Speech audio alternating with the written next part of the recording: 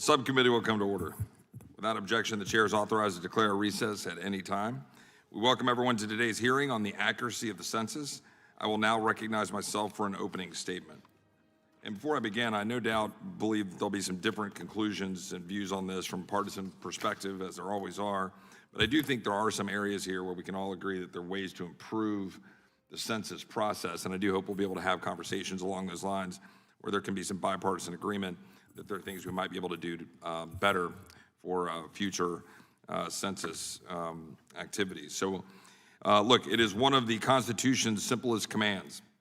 Article 1, Section 2 states that an actual enumeration of the American people shall be conducted every 10 years.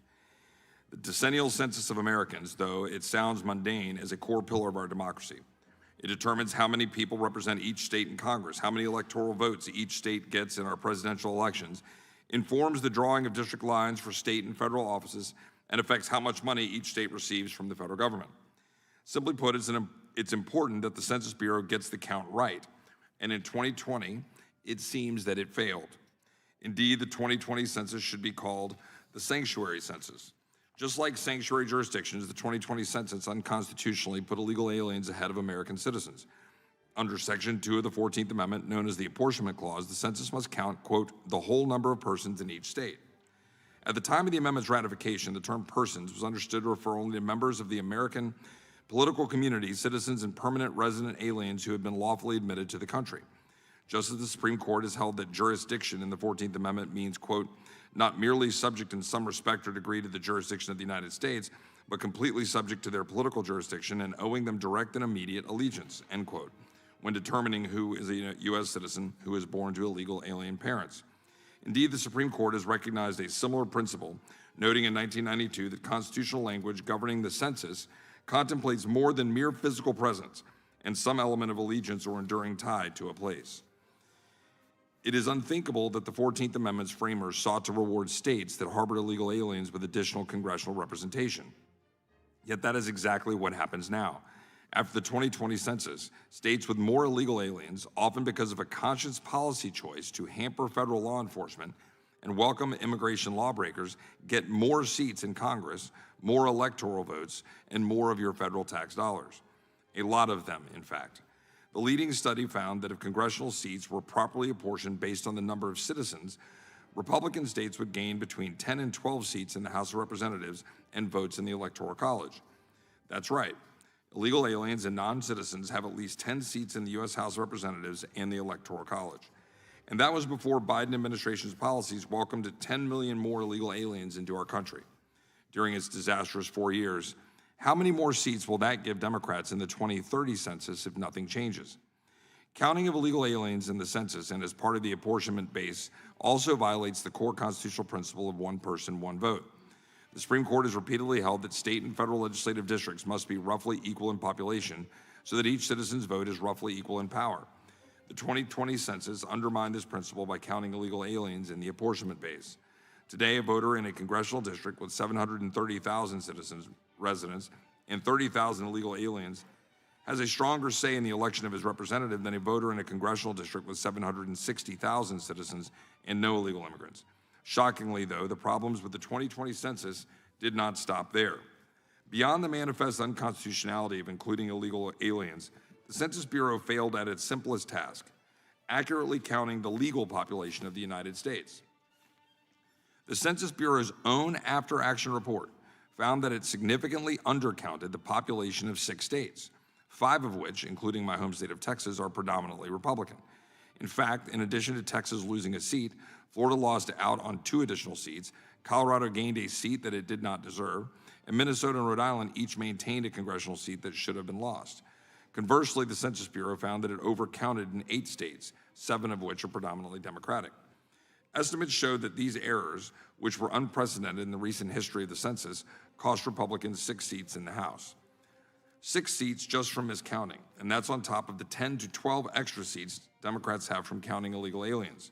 What's more, because the Census Bureau used a technique called differential privacy to scramble the data underlying the 2020 census, these errors are impossible to correct without an entirely new census. We have witnesses here today who can explain the technicalities.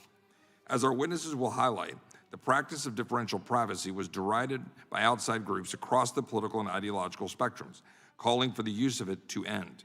In fact, a 2021 Harvard study on differential privacy's effects on redistricting noted that, quote, it has a tendency to transfer population across geographies in ways that artificially reduce racial and partisan heterogeneity, which makes it impossible to follow the principle of one person, one vote, as it is currently interpreted by courts and policymakers.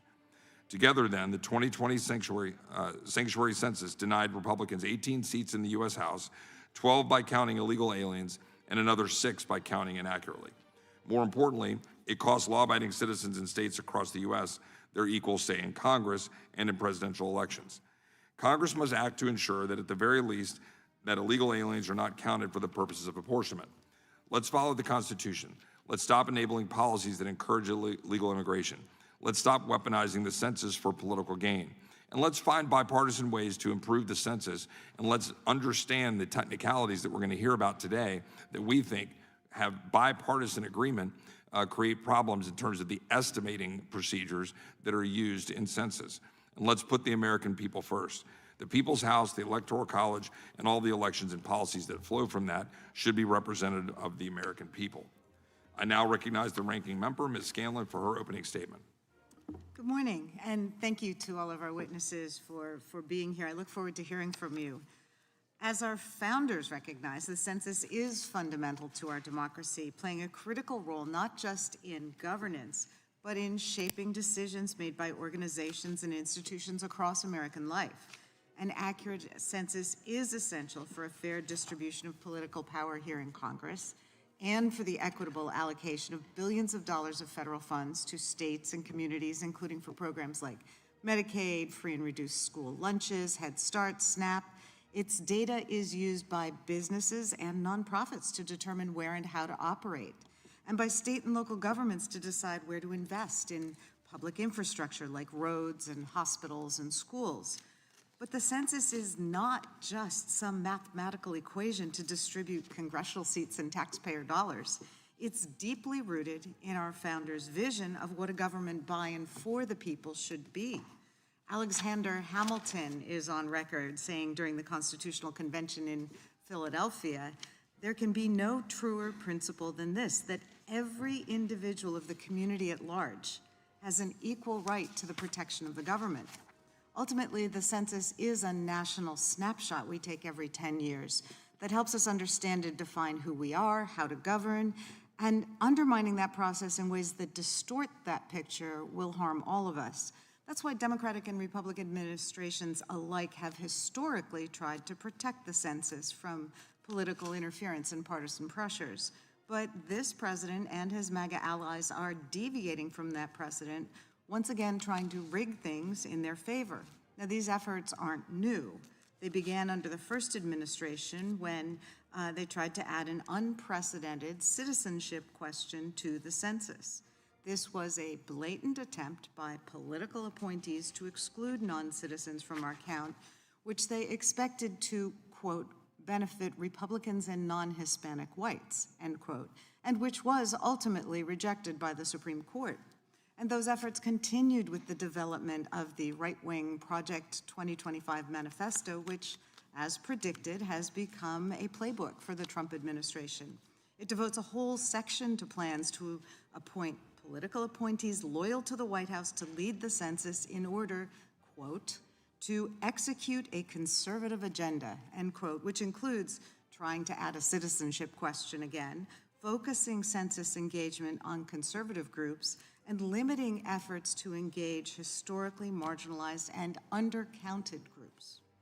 Then earlier this year, President Trump reinstated a memo to the Commerce Department ordering that the census not count undocumented immigrants when determining each state's share of congressional seats. And we've just heard a little bit of that rationale, which really conflates the idea of who is in this country legally, not legally. I mean, we constantly hear from our colleagues here about illegal aliens, not understanding that fully 44% of immigrants in our country are citizens, that another 26% are legal permanent residents, that another 5% are here on visas. So the vast majority of immigrants in our country are in fact here legally, as opposed to the constant refrain we hear from the other side of the aisle.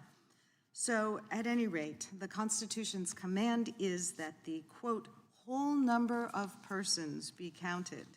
The president has also posted on his social media that he wants his administration to start work on a new census. And in a common theme of this administration, it blatantly ignores the fact that the Constitution gives Congress, not the president, the authority to conduct the census. Our Constitution's framers understood the importance of having an accurate and comprehensive population count. That's reflected in the fact that Article 1, Section 2, Clause 3, the Enumeration Clause, mandates that representatives be apportioned among the states according to the whole number of persons in each state using an actual enumeration. Later on, the drafters of the 14th Amendment kept this phrasing while amending the clause to account for the end of slavery, reiterating that a state's representation in Congress must be determined by counting the whole number of persons in each state. So it really couldn't be clearer. The census must count the whole number of persons, not just a subset of persons living in the U.S. The Constitution's drafters could have used a narrower term like citizens or voters or something else, which they did, for example, in other parts of the 14th Amendment. But they purposely used the broader term persons in the apportionment provision, making it clear that all people count, including women who could not yet vote at the time of its drafting, children, indentured servants who were often immigrants, and former slaves. And they rejected proposals that would restrict the census to voters. Additionally, the requirement of an actual enumeration has never meant that census takers are only required to count only those who they can reach directly or in person. We know that the effort to count every person every decade has never been perfect, and that's why there have been continual improvements over time. And that's for a variety of reasons, chief among them being that certain populations are difficult for census takers to reach. Renters are harder to reach than homeowners. Children are particularly tough to reach, especially if they are not reading and writing yet. But the Constitution does account for this. The Supreme Court made clear in Utah versus Evans that the Constitution doesn't specify exactly how the census should be counted. As the court noted in that case, census takers implementing our very first count in the late 1700s were only required to report the names of household heads, which is very different from our system now. Our framers knew better than to try and anticipate the technology or methodology that America would need to conduct the count in the future, one that must capture the hundreds of millions of people living in the country today. Instead, the constitutional North Star they gave us for the census is simply that it be accurate. These ongoing efforts to cast doubts about the results of the 2020 census, the census that was conducted, I might add, while Donald Trump was president, are part of a larger scheme. One MAGA extremists have designed to redraw maps mid-decade in a blatant power grab so that Republicans can win more seats in Congress and keep their majority, despite the increasing unpopularity of their Project 2025 agenda. In effect, they're seeking a pre-gerrymander even as they attempt other gerrymanders. It's been a long time since we heard about Project 2025. Which seeks to overturn the 2020 I missed census it so much. by challenging some of its counting methodologies fits right into this scheme. The suit filed against a Trump administration that's presumably sympathetic to the plaintiffs may be just the pretext this administration is looking for to push for a census redo. But if their efforts succeed, Americans will suffer. Undercounts and other counting errors particularly hurt vulnerable and hard-to-reach populations, including young children, racial and ethnic minorities, the transient and homeless, those in non-traditional housing arrangements, and those living in very rural or very dense urban communities. In other words, people living in America who patronize its businesses, drive on its roads, attend its schools, and use its essential public services, people who we need to have included in the count. If these lawsuits by plaintiffs get their way and the methods used to account for these populations are prohibited or limited, essentially putting the federal government's head in the sand, will only move farther away from, not closer to, an accurate and complete count.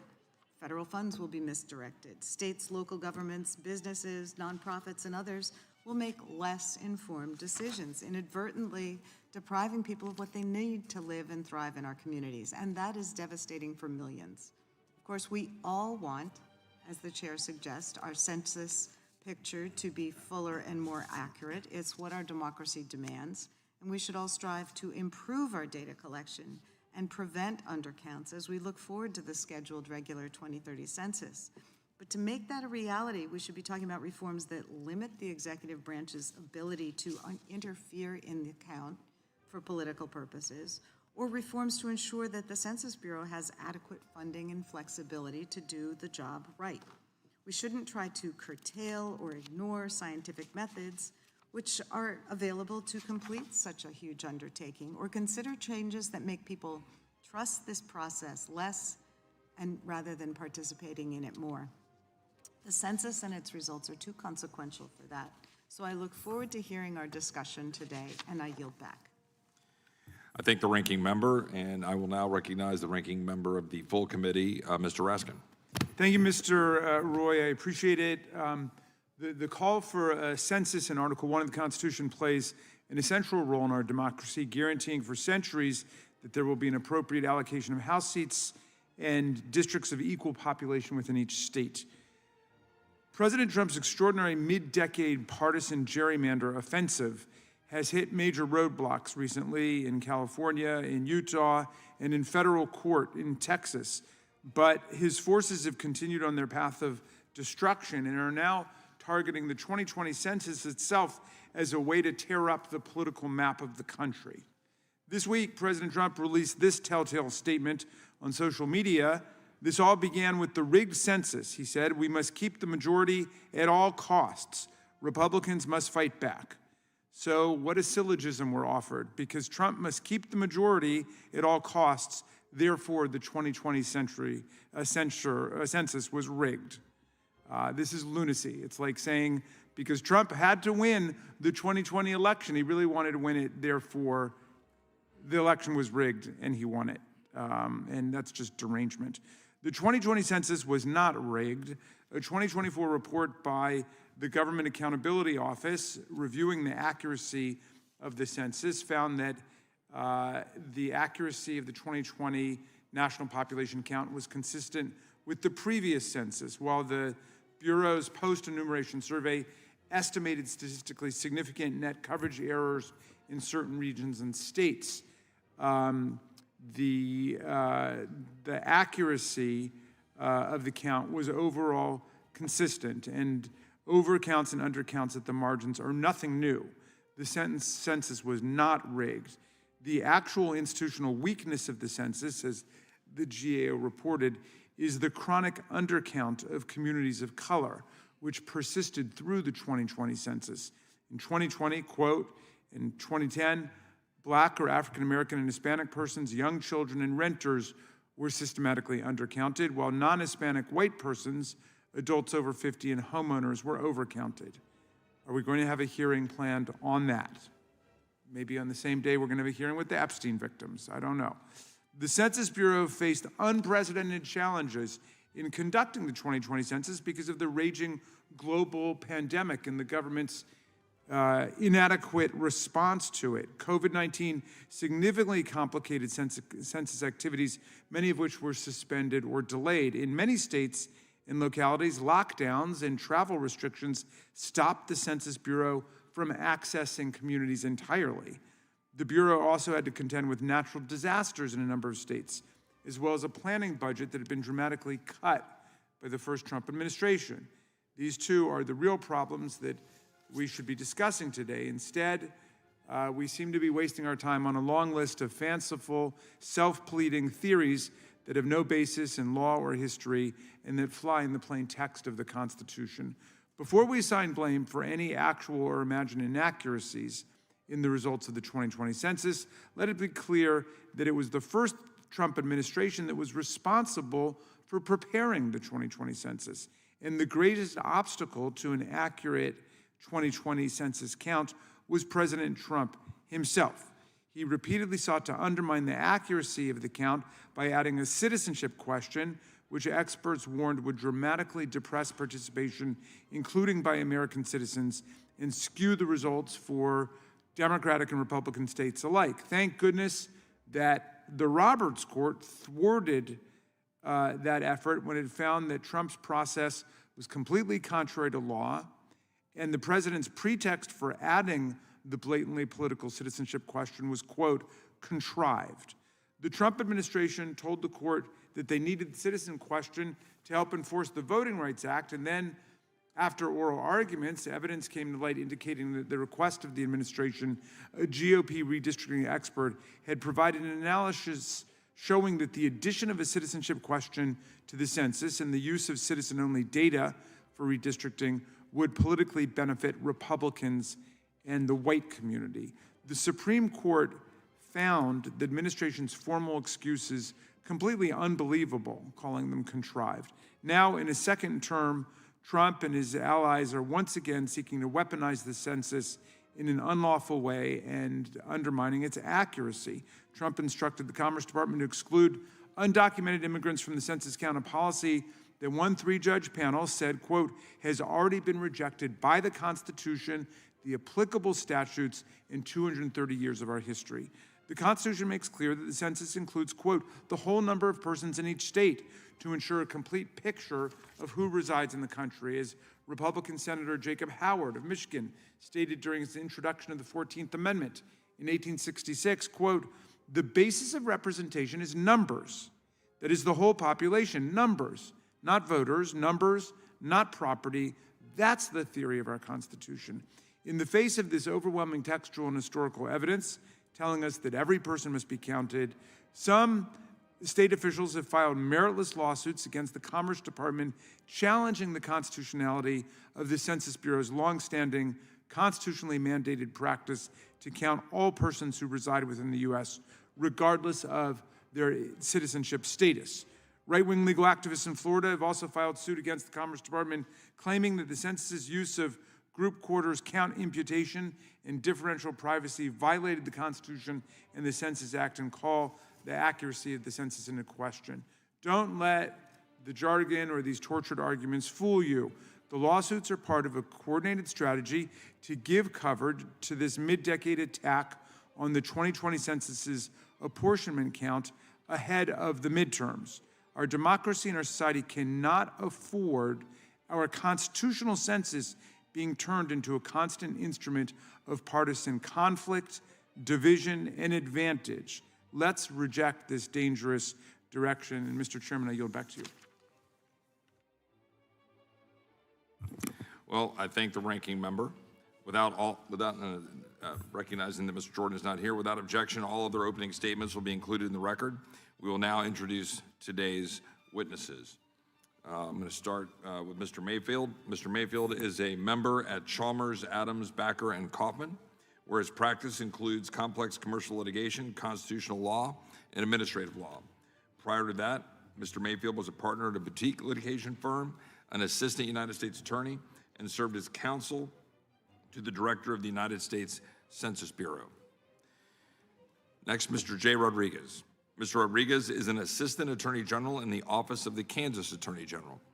He primarily works on cases involving constitutional issues and was the attorney of record on behalf of the Kansas Attorney General in Louisiana versus Department of Commerce. Mr. Wade Miller. Mr. Miller currently serves as a senior advisor at the Center for Renewing America. Wade is a combat veteran who served in the United States Marine Corps as an infantryman deploying into combat theaters 3 times in Iraq and the Horn of Africa. He has significant experience and involvement in campaign activities, conservative grassroots movement, and the public policy development. And for the record, he also served in my office in my first term in Congress as my chief of staff. And Mr. Yang. Mr. Yang is the president and executive director at Asian Americans Advancing Justice.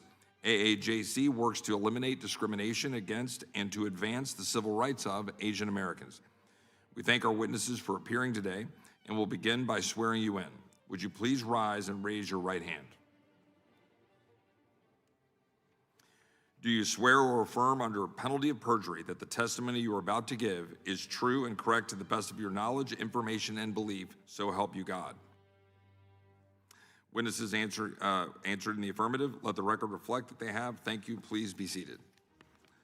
Please know that your written testimony will be entered into the record in its entirety. Accordingly, we ask that you summarize your testimony in 5 minutes. I'm going to start on the right here with Mr. Mayfield.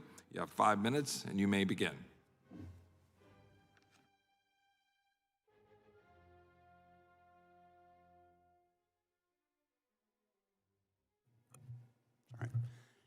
Thank you, Chairman Roy, Ranking Member Scanlon, and members of the committee for inviting me here today to discuss issues related to the 2020 census. My name is Trey Mayfield, and I served as counsel to the director of the Census Bureau at the end of the first Trump administration, during which time many legal issues concerning the methodology, accuracy, and use of the 2020 census were raised. Our Constitution is largely concerned with structuring our form of government and placing textual limits on power. The decennial census is one of the very few specific exercises of power mandated by the Constitution. The Census Clause is firmly lodged in Article 1 of the Constitution. It is, for constitutional purposes, a congressional responsibility. In order to apportion members of the House of Representatives among the several states so that House membership proportionately reflects each state's population, Article 1, Section 2, Clause 3 mandates that there be, quote, an actual enumeration, unquote, every 10 years. Section 2 of the 14th Amendment reiterates that requirement. When interpreting the Constitution, we must look to its text, using the commonly understood meaning of the words at the time it was ratified in 1788. The Constitution requires the actual enumeration. Not surprisingly, dictionaries from the time demonstrate that an enumeration requires an actual counting and not just an estimation of numbers. The founders were well aware of the opportunities for fraud to inflate or deflate a given state's population in order to alter representation in the House. For that reason, the federal government was charged with conducting the census and doing so by actually counting, not estimating, how many people were living in the United States. Since 1790, Congress has consistently reaffirmed in census authorizing legislation that statistical adjustments are prohibited in determining our national population for apportionment purposes. To be sure, census data is used for many purposes other than apportionment, including dispersing federal funds to states and localities, obtaining demographic data, and ascertaining the state of the nation in such ways as the Congress and President deem appropriate. Some kinds of statistical adjustment are permissible in performing those functions, but not for enumeration. Congress has mandated that the census, quote, be as accurate as possible, unquote, and banned the use of statistical adjustments for enumeration because it, quote, poses the risk of an inaccurate, invalid, and unconstitutional census. Within those limitations, Congress has delegated responsibility for implementing the census to the Secretary of Commerce and the Census Bureau. Congress also requires the President report to Congress the total population of the nation, each state, and the number of representatives to which each state is entitled. There is no law, however, prohibiting the President from reporting additional information to Congress in that report, such as the number of illegal aliens in the count and what the results of the count would be in their absence. Congress has also prohibited the release of any census data whereby the person who provided the data could be identified. Purportedly to meet this requirement, civil servants at the Bureau apply a methodology to the 2020 census called differential privacy. It violates the Constitution's actual enumeration requirement and the congressional prohibition on the use of such methods. They refused to allow their method to be peer-reviewed or to disclose the data upon which they concluded the differential privacy was needed instead of the method the Bureau had previously used, known as data swapping. Using differential privacy altered both the count and the characteristics of individuals and households reported at the region, district, town, and census block level. In essence, the Bureau's reported population moved people around within states.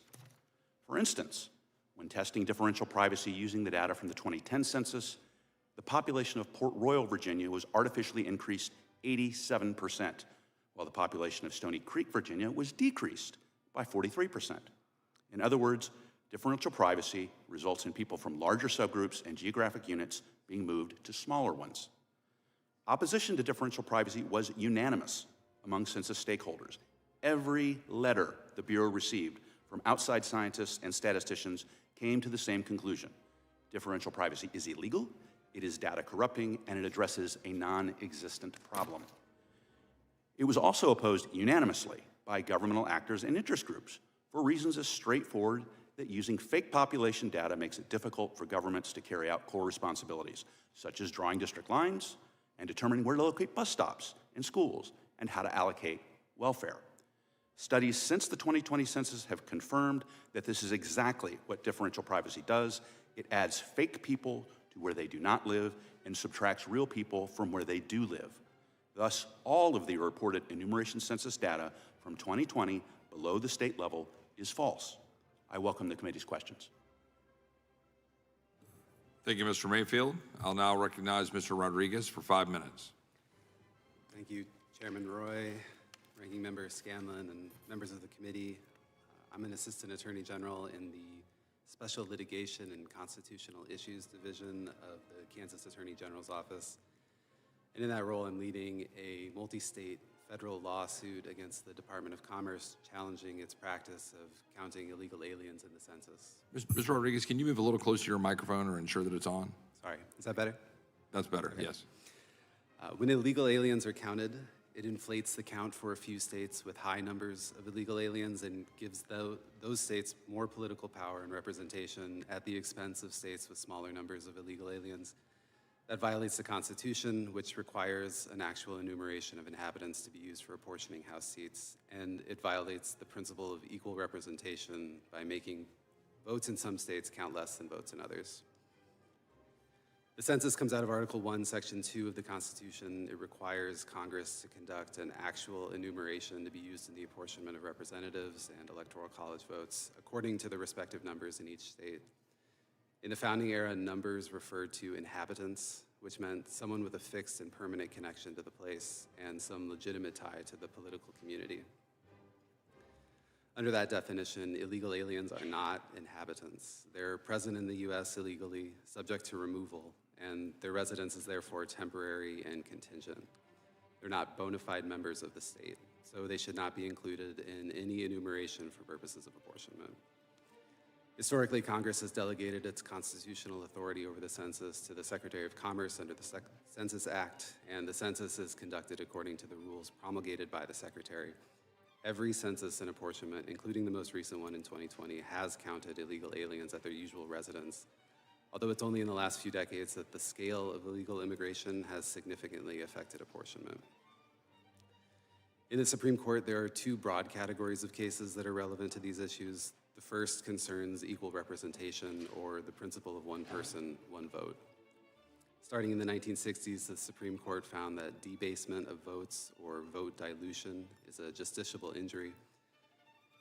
And when state voting districts are unequal in population, it means that votes in less populous districts count more than votes in more populous districts, which violates the Equal Protection Clause and the Apportionment Clause. And the court has held that districts must be equal in terms of total population, not in terms of the number of eligible voters. But in these cases, the court set the lower boundary of who should be counted. It hasn't set the upper boundary. Even though total population we know is more than just eligible voters, we don't know that it must include illegal aliens. The second category of relevant cases concerns the conduct of the census. For example, in Department of Commerce versus New York, the court held that asking a question about citizenship was permitted by the Enumeration Clause, given Congress's, quote, unlimited discretion to conduct the census. But including the question violated the Administrative Procedure Act. Without an APA violation, a citizenship question could likely be included in the next census if it was produced by a reasoned decision-making process. And in Trump versus New York in 2020, the court heard a challenge to a Trump administration memo which planned to exclude illegal aliens from the already completed census to the extent feasible. The court dismissed the case for lack of standing since there was no certainty that anyone would actually be removed from the census pursuant to the memo, but it did not rule on the legality of excluding illegal aliens from an actual enumeration. So the census cases show that Congress has broad authority over what information is collected in the census and that counting illegal aliens remains an open question. The court has not said whether the Constitution requires counting illegal aliens or prohibits it, or whether Congress has discretion to decide one way or the other. So the future of the census will be decided in the courts and in Congress. Thank you. Thank you, Mr. Rodriguez. I'll now turn to Mr. Miller. You have 5 minutes. Mr. Chairman and members of the subcommittee, thank you for inviting me to testify about the serious flaws in the 2020 census caused by the Census Bureau's first ever use of differential privacy. Differential privacy is an algorithm that deliberately injects noise, in plain English, false data, into census results below the state level data, all the way down to individual blocks. It alters racial and household composition, changes population counts, and even shifts those fabricated numbers to entirely different neighborhoods, cities, or counties. Census employees will say they are statutorily required to protect privacy as justification for choosing differential privacy to achieve that goal.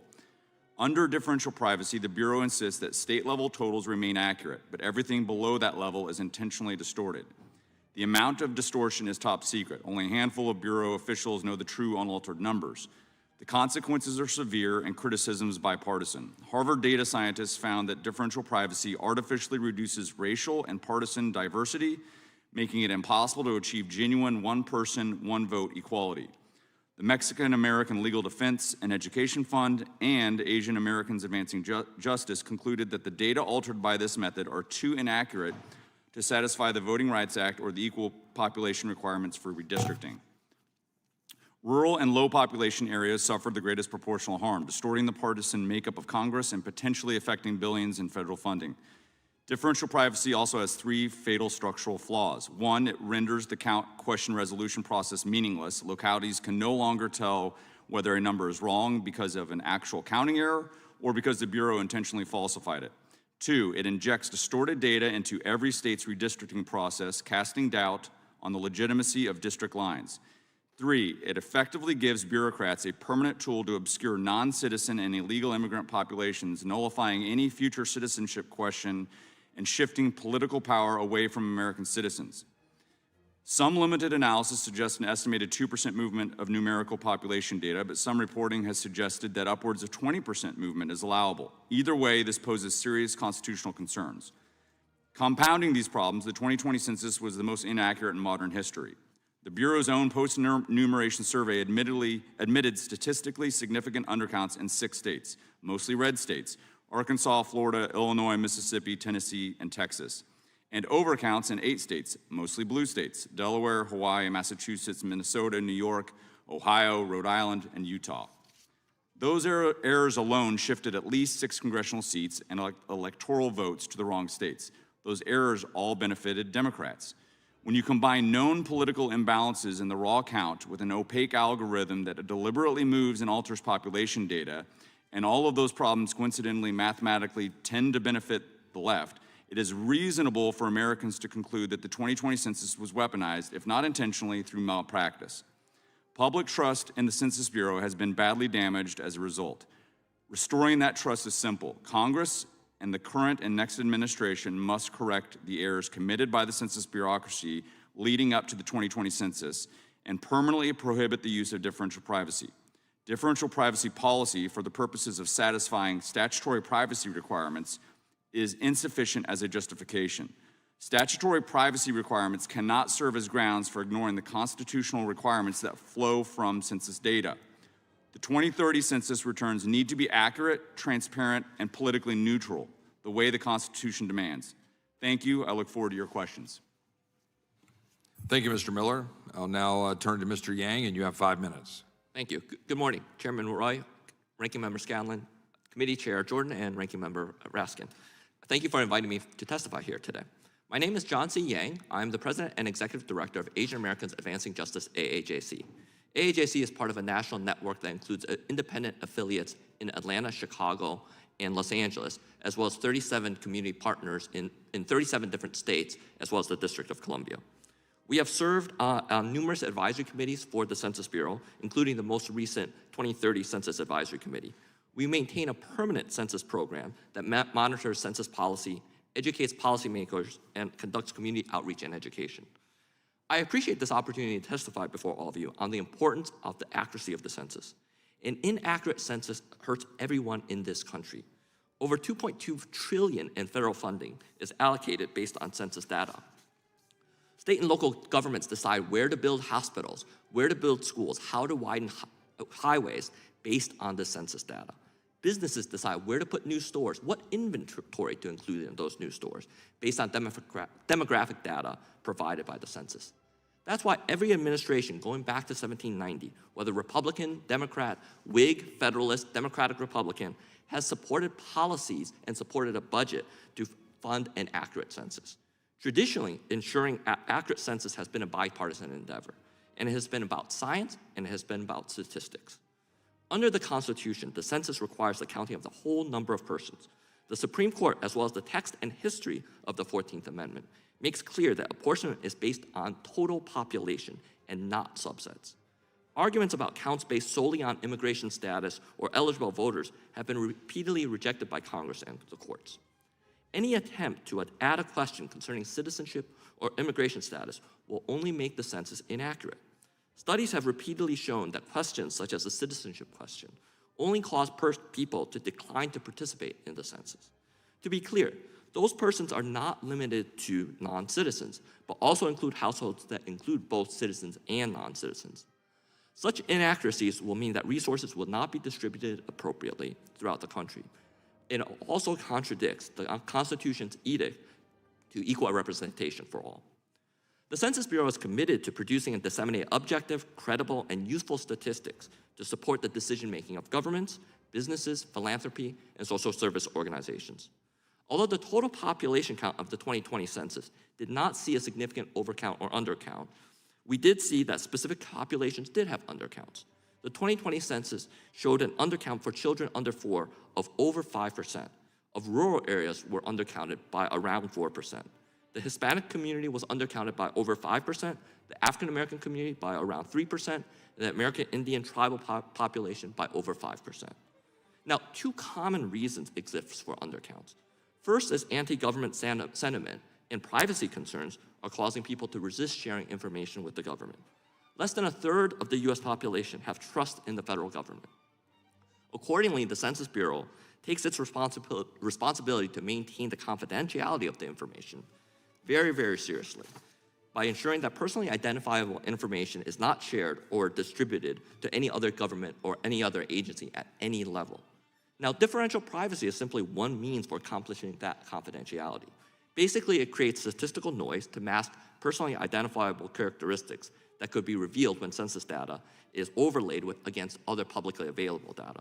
Now, to be clear, and everyone has agreed, differential privacy is not used at the state level and therefore has no effect on apportionment. Now, the second common reason for undercounts is a lack of a robust get-out-the-count program, especially for communities that are traditionally undercounted or difficult to count. States that invest in their census outreach and invest in their operations are more likely to have accurate counts when compared to states that did not invest in their populations. A state's lack of investment in their census therefore not only results in a potential loss of representation in Congress, but also in a loss of resources.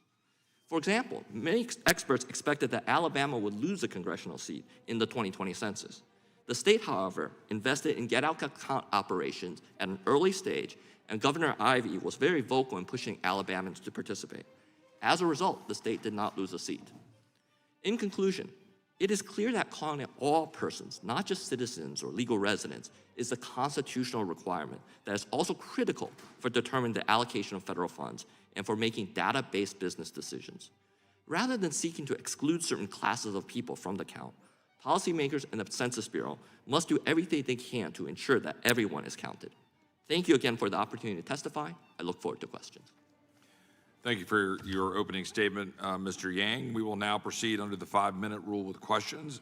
The chair recognizes the gentleman from North Carolina for 5 minutes. Thank you very much, Mr. Chairman, and thank you for holding this hearing on this very important matter. And thank you all on the panel for your presence today and for your expertise that you bring to the table. I want to take just a moment to talk about the importance of including a citizenship question in our census. And I want to come to you, Mr. Miller. Should the census include a citizenship question? Yes, I would argue that it is constitutionally mandated in terms of what the census is seeking to produce from a constitutional perspective. So knowing citizenship or residency status, lawful permanent residence status, or otherwise is important in understanding how all of the total population fits into what you must do with that data. Thank you. And has the census ever included a citizenship question? That's a good question historically. Did anyone, I think it has historically, but has not recently. They tried to get that going last time and ran into APA violation issues, and so it was not included. And I kind of follow up to that because I think it has, and why was the question removed? That would be the real question here. Are you asking me to speculate? So I suspect that it was an attempt to try to increase population levels in ways that would help certain states because they're now counting illegal immigrants for the purposes of apportionment and illegal immigrants and legal immigrants for the purposes of redistricting. Okay, and what are some of the effects of leaving a citizenship question out of the census? If you don't know accurate citizen status, then if your argument is that it is that constitutionally you should only be creating political districts with those who are here lawful permanent residents and citizens or just citizens, then you need to know that data in order to create political maps that reflect that data set, if that's your objective. Sure. So the result of our census not only controls how congressional and state districts are drawn, but it also directs the flow of federal dollars. I mean, we talk about Medicaid, highway funds, education, SNAP benefits, all use population and demographic data from the census to award funds. And so when we don't distinguish between citizens and non-citizens when determining our population, it incentivizes states to mass import illegals through sanctuary policies. Now, we just went through the Big Beautiful Bill, or Working Families Tax Act, and we made an effort to ensure illegals are not accessing welfare programs, but I'm worried that when we allow them to be considered for purposes of determining benefit formulas, it undermines that purpose. So, Mr. Miller, do you agree that including illegal aliens in population totals for federal programs undermines the recent reforms to prohibit illegal aliens from taking benefits away from Americans? Certainly, so there's two questions here. Should you count them? And then how should that data be used and for what purposes? But certainly if you are counting illegal aliens and you don't know their location, and the location of those illegal aliens, because of differential privacy, is being moved around, that would have significant impacts on every single federal funding formula, assuming that memorandums of understanding are not being properly submitted to the census to ascertain accurate information on ways to disperse those federal funds. Agreed. And I would submit that when we allow illegal aliens to be counted toward the total population for the purposes of determining welfare award numbers, it distorts the proper amount that should be given to that community, and that ultimately puts a further strain on the federal budget.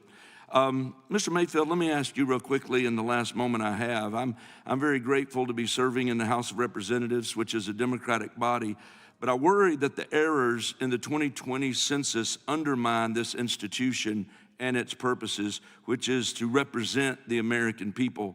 Can you, Mr. Mayfield, explain how the way in which the 2020 census was conducted undermined the representation of the American people? Thank you for that question, Congressman. It's important in asking that question to make a distinction between two things: the gathering of the data, the collection, and the processing of that data. The gathering of the data by the census in 2020 was exemplary. As your colleague, Mr. Raskin, pointed out, the COVID pandemic made things extremely difficult. There were also hurricanes that affected, in particular, Alabama and Louisiana, and so the collection was delayed. The collection was tied for the most successful census in history. We had a 99.98 household contact rate. I say we, I had nothing to do with that. The Bureau did. There were three primary reasons for that success. Number one, President Trump insisted that the census follow regular order and not make shortcuts in the census. Number two, the census had done a good job over the previous decade implementing technology and cutting out many, many layers of needless follow-up, including using administrative records such as the Postal Service. And three, as you may recall, the census lockdown day was March 18th. Chance would happen it, Census Day is April 1st, so virtually everyone was in their home. Once they got done watching Tiger King, they decided to fill out their census forms. The problem that the people here have spoken to here today comes in this census is data processing.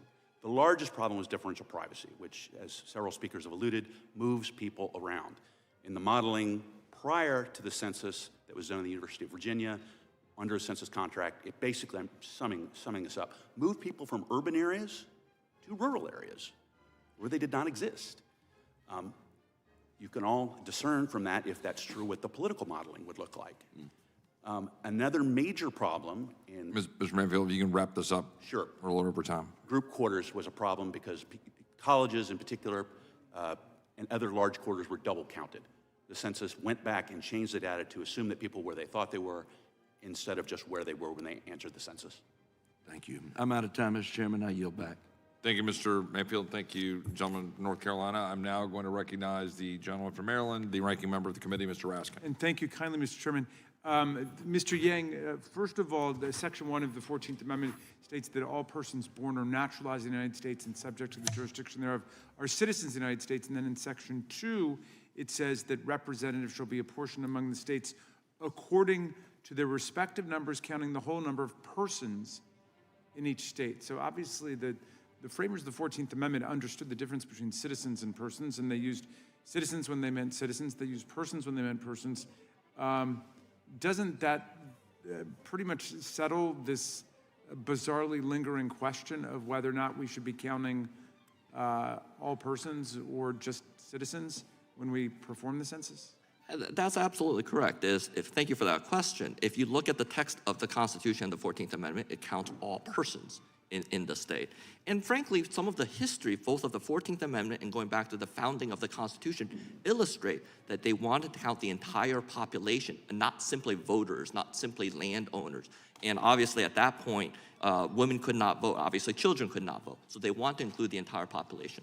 Frankly, this debate also came up in 1929 during what was called the Apportionment Act. That was the only time in Congress after the 1920 census where we did not have apportionment. And in that debate, part of the debate was whether certain people should be counted. And during that debate, the end of the debate, everyone decided that it is still based on all population. But during that debate, some argued that people should not be counted. Specifically, one representative argued that the counting, it should count only voters or citizens because otherwise it would include the thousands of unnaturalized aliens. Another representative said that they didn't want to count thousands of Mexicans and Oriental aliens, and that those people would end up somehow giving extra seats to California in that particular case. When they talk about Oriental aliens, I will take that personally because at that time, there was a Chinese Exclusion Act, which meant that Chinese were not citizens. Nevertheless, during that time, it was settled that it should still be all population for purposes of the census. Right, and of course, at various points in American history, the determination to count just voters would have excluded women, Native Americans, today children still, right? So, will you explain this controversy around differential privacy, which seems to be a new one? Will you explain what that means, what the practice is, and then what your response is to your fellow panelists there? And specifically, if you would address Mr. Mayfield's last point, that I think this is inflating the population of rural communities by falsely attributing people from urban communities to rural communities, which would seem to me to be inflating the numbers in red districts. But no, thank you for that question. Again, the starting point is that differential privacy was not used at the state level. So, what it is first. Sure. So differential privacy is basically the notion that you will inject, some call it statistical noise, but masking data in the census data. Typically, you would take a certain piece of data and transfer it to another individual so that you can't identify individual A. Because concern with big tech now, with big data, individual A, if you have enough information both from the census and what is available on the web, you might be able to identify that person, oh, that must be so-and-so who lives on this block. So the concern was we needed to devise a system that would take some of the data, switch it around so that you can't identify that individual. But again, it was not used at the state level. So any argument that somehow a state got less seats or state got more seats because of it is just not. So where was it used? So it was used certainly at the lower levels. What do you mean? Most- You mean at the so- county or municipal levels? Right, so at what's called the census block level, census tract level, it was used there. And I agree that there could be concerns about how you use that, but at the end of the day, everyone that's been doing redistricting still uses that data that's available, what's called PL 94. When the Trump administration administered that or implemented that in the 2020 census, was that the first time it was ever used? Yes, that was the first time that it was ever used. Okay. And so, Mr. Mayfield, was your point that we shouldn't be using that anymore, even if it doesn't affect congressional reapportionment, it affects local apportionment in like city council races, county council, things like that? To clarify, Congressman, it affects all redistricting within a state. So my friend's point is that if Indiana has a population, say, of 3 million, that's probably correct within the normal parameters of accuracy. But how Indiana's 9 congressmen, I apologize if I got that wrong, are allocated is going to be incorrect and down to the legislative and district and town levels. That error will permeate within each state below the state level. When he refers to apportionment, he means the number of representatives that are allocated to each state after the census. With your indulgence, Mr. Chair, if I could just ask him to finish this point. Well, so why was this differential privacy thing adopted? What problem was it addressing, and what would the alternative be to the problem of not being able to get in particular people's houses if they don't open the door or whatever? Sure. Well, differential privacy has nothing to do with collection. It has to do with ensuring that Section 9 of Title 13 is adhered to. And in that, Congress has prohibited the release of personal information based on using the data. So in other words, we don't release the raw data, the short form that everyone fills out. That data is very basic. There are basically 9 questions: name, phone number, address, racial characteristic, your relationship to the household head, your gender. The only real personal information on that is name, address, phone number. And so Census has always kept the granular data out of the public eye. So you can't get census data that's actually collected. In the past 3 censuses, 2010, 2020, 2010, 2000, and 1990, the Bureau used what's called data swapping. And so imagine you have a block, there are 5 houses on each side of the block.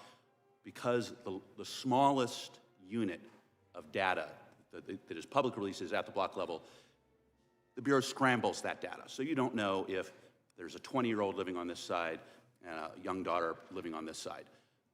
But that was always used. There was never a problem with it, and no one outside of the people driving differential privacy thought there was a problem, and they advocated for continuing to use that method.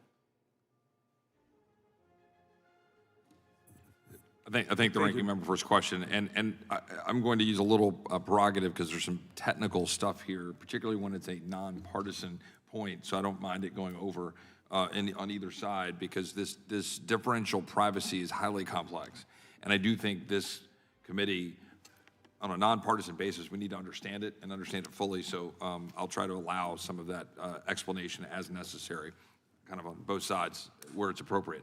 With that, I would be recognizing the gentleman from California, my friend, Mr. McClintock. Thank you. Mr. Rodriguez, if the 14th Amendment actually confers automatic citizenship to anyone who's born here, as the Democrats contend, seems to me it would have said all persons born or naturalized in the United States are citizens of the United States, period. That's pretty clear. But as you know, that's not what it says. It says all persons born or naturalized in the United States and subject to the jurisdiction thereof are citizens of the United States. Well, what does that mean?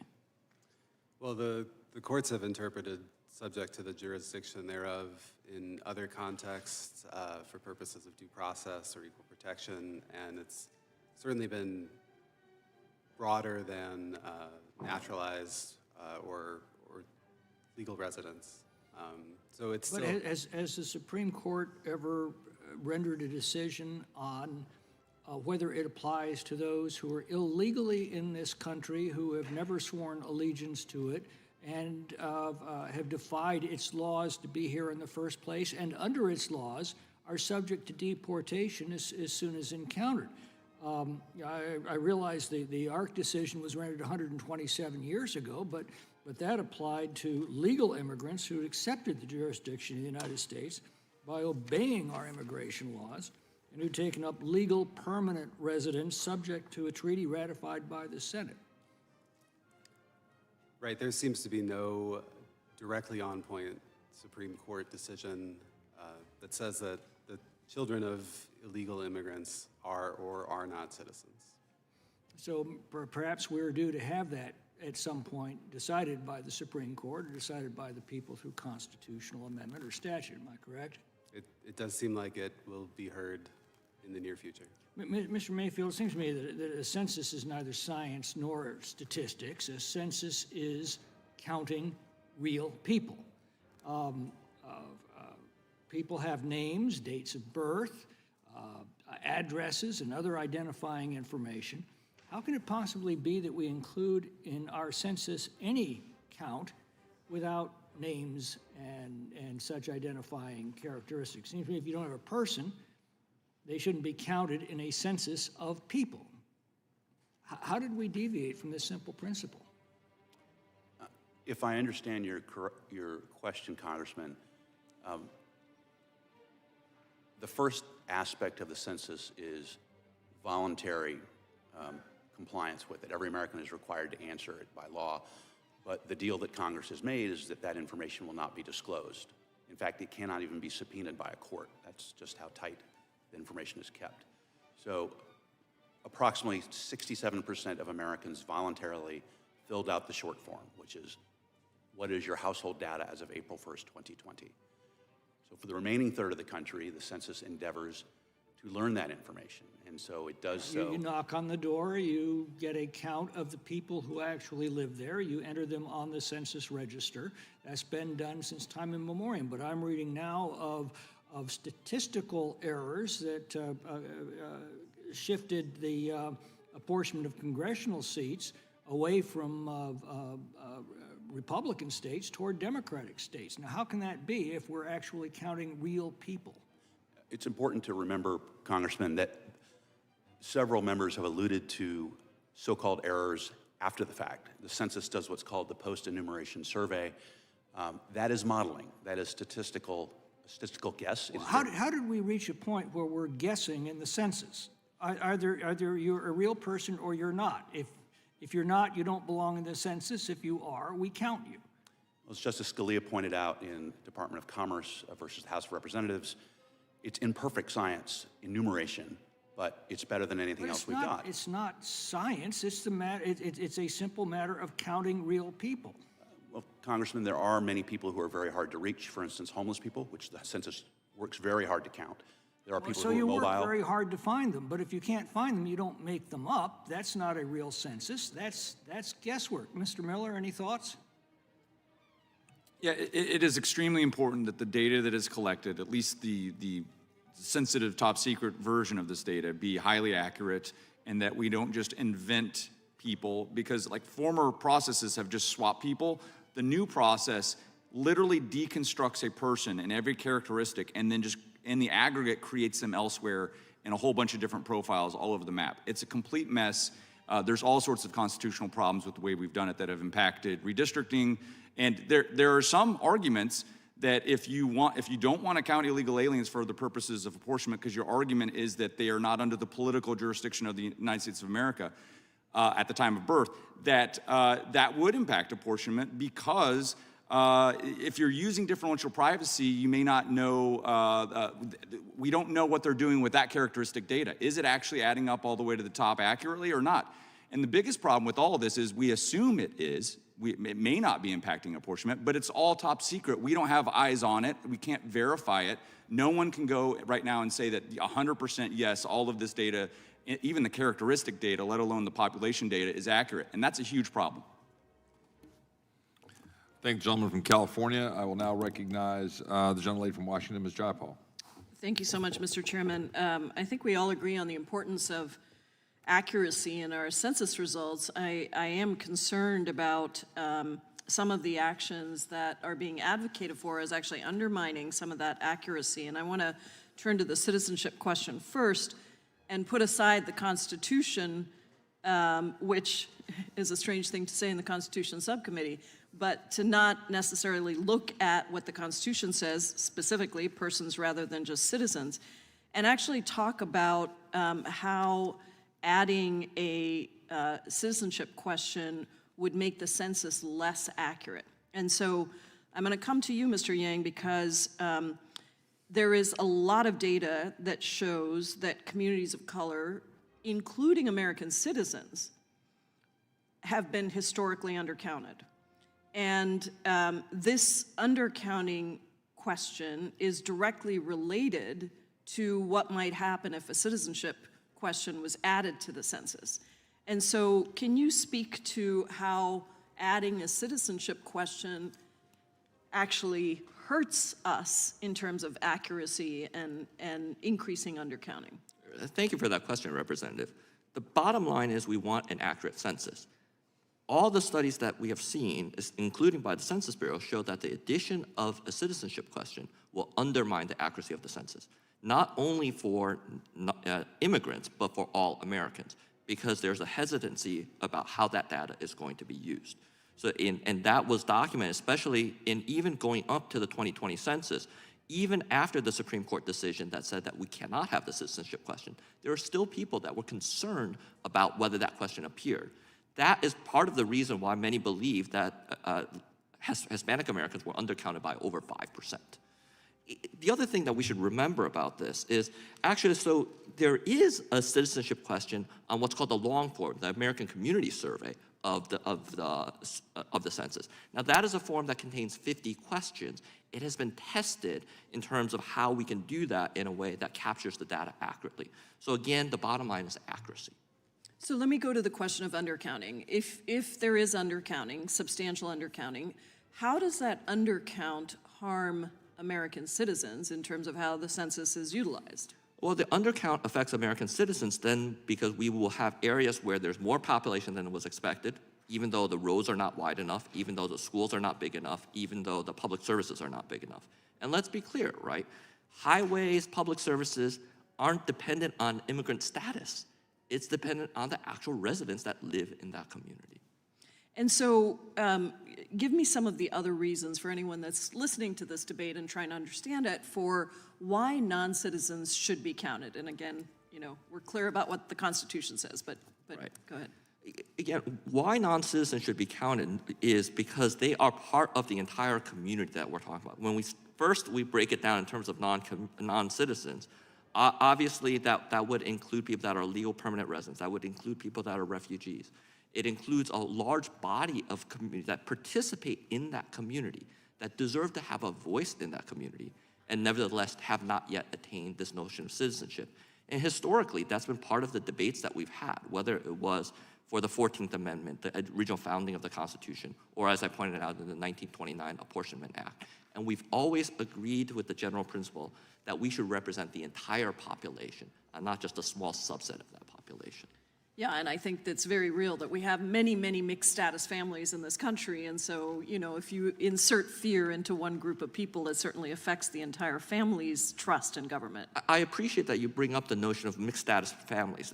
What that means is you have a family that has some citizens, some non-citizens, maybe even someone that is undocumented. In that situation, that citizen in that household would not get the services that they would be entitled to because of the fact that they are not being counted correctly. I wanted to go back to differential privacy because as the chairman knows, this is an issue where we all have a lot of concerns about surveillance. And I guess I want to understand why we would want to eliminate that ability to really mask, you know, the characteristics so that we can get accurate assessments. So I wonder if you want to speak to that. Yeah, and I think the bottom line here is how do we guarantee confidentiality for the community so that the community can trust that when they are responding to the census, their identity will not be made public. And the reason this differential privacy policy was developed was because of the advent of big data. Now you are able to get so much more information about individuals off of the internet so that what might have been unidentifiable before by simply swapping data at that block level is not going to be enough. So that is why this is developed. I agree that we all have concerns. We've asked questions about how this is implemented, and perhaps some fine-tuning is appropriate. But that is a proper source of inquiry. But the notion of disregarding it altogether, I think would. And what would be the fine-tuning?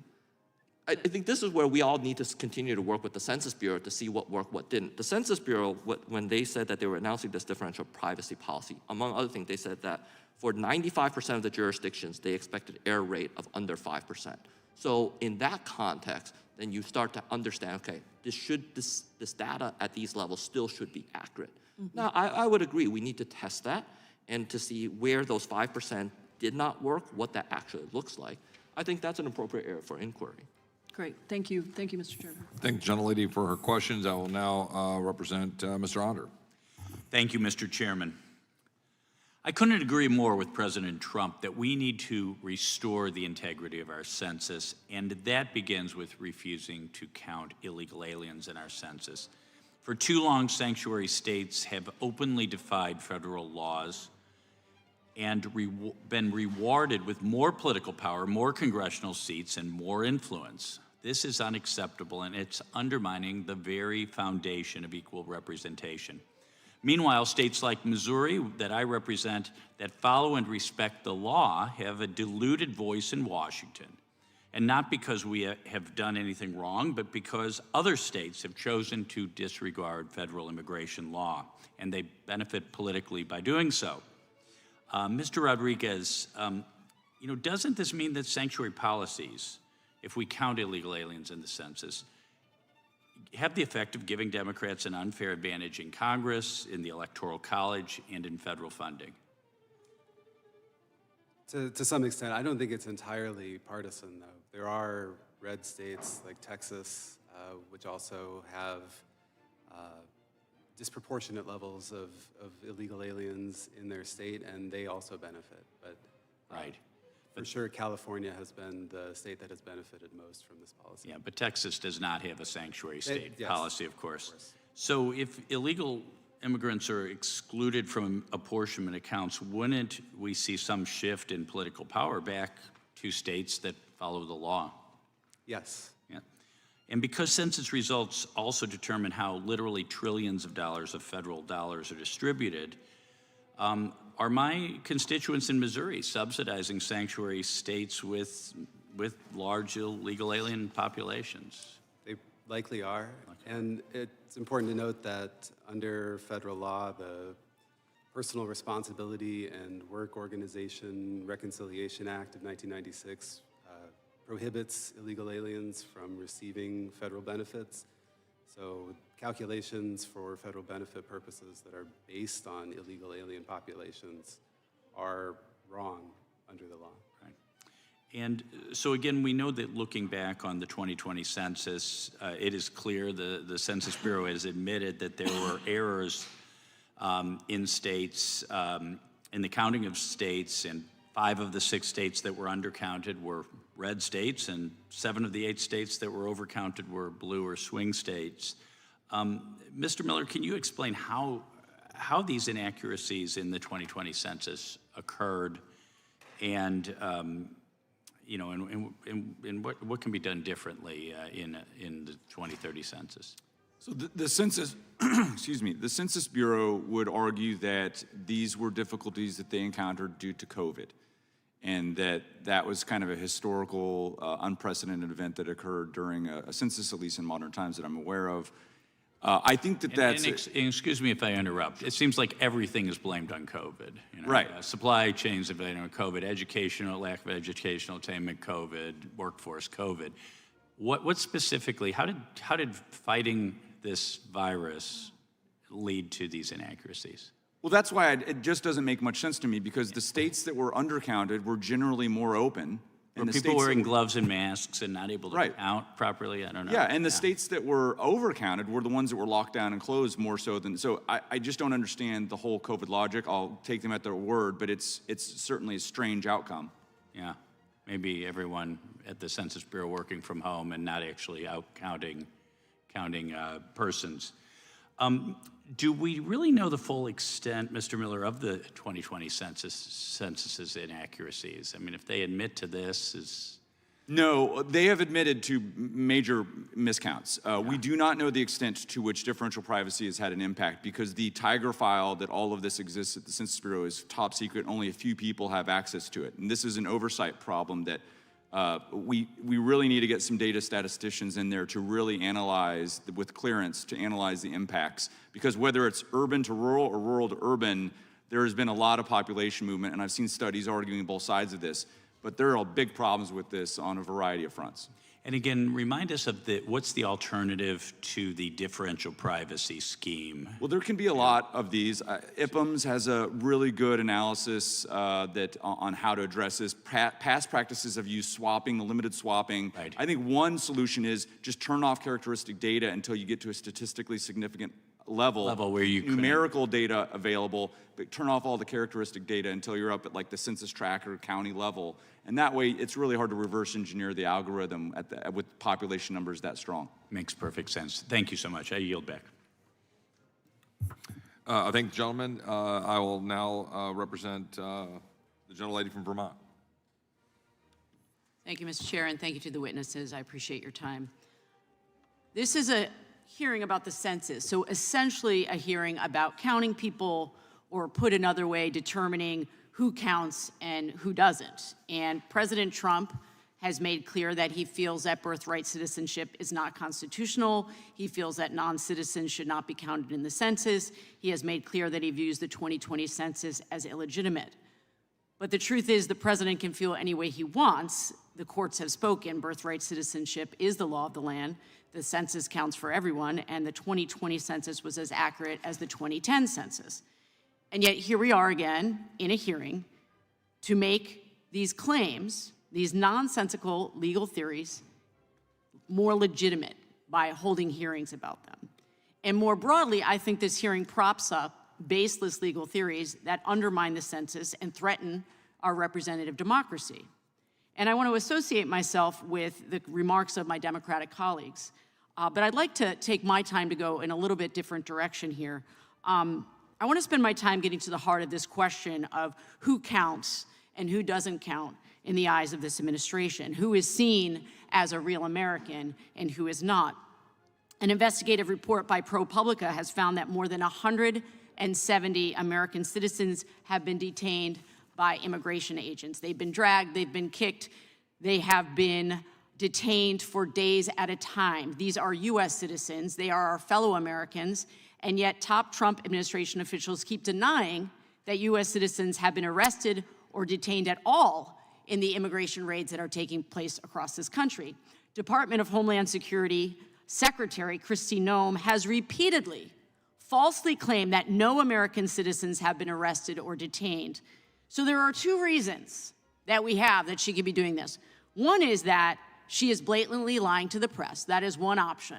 Another is that she doesn't know what is happening under her own leadership. Either option is deeply disturbing to me. We have so much evidence that what Noem has been saying about this is untrue. Many news outlets have confirmed these arrests and have spoken directly to US citizens who have been arrested or detained by immigration agents. They have gathered these disturbing stories about how our own citizens are being treated by this administration. We have the evidence. There's the case of American citizen George Retes, an Army veteran who was pulled out of his car by federal agents who were raiding a farm north of Los Angeles. In his words, "They sat me down on the dirt with my hands zip-tied behind my back. I told them I was a citizen. I told them I had ID. They didn't care. They never asked me for it." This US citizen was held for 3 days before finally being released. He was never charged with a crime. And he's just one of many US citizens that we can document who have been detained or arrested. Again, we have the proof, and yet Secretary Noem continues to spread false information. Then there's the case of Jason Brian Gavidia. Jason is a US citizen who worked at a tow truck yard when Border Patrol agents stormed in. Jason was handcuffed as he pleaded with the agents. He said, "Let me show you my ID, let me prove my status." He said they didn't care. All they cared about was the fact that I was brown and that I was in the wrong place at the wrong time, and that's not right. We're in America. That's not right. The point is that the only people who seem to count as Americans to this administration are the people who look American.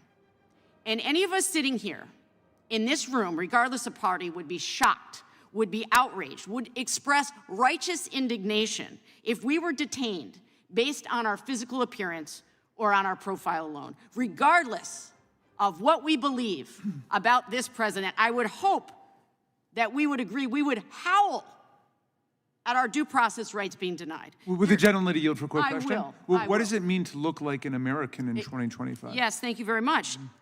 It seems clear to me that looking like American is somebody who does not have brown or black skin, and sounding like American is someone who does not have an accent. That seems like that's been established. And I just want to end with this. There is nothing more important than a person's liberty. Nothing.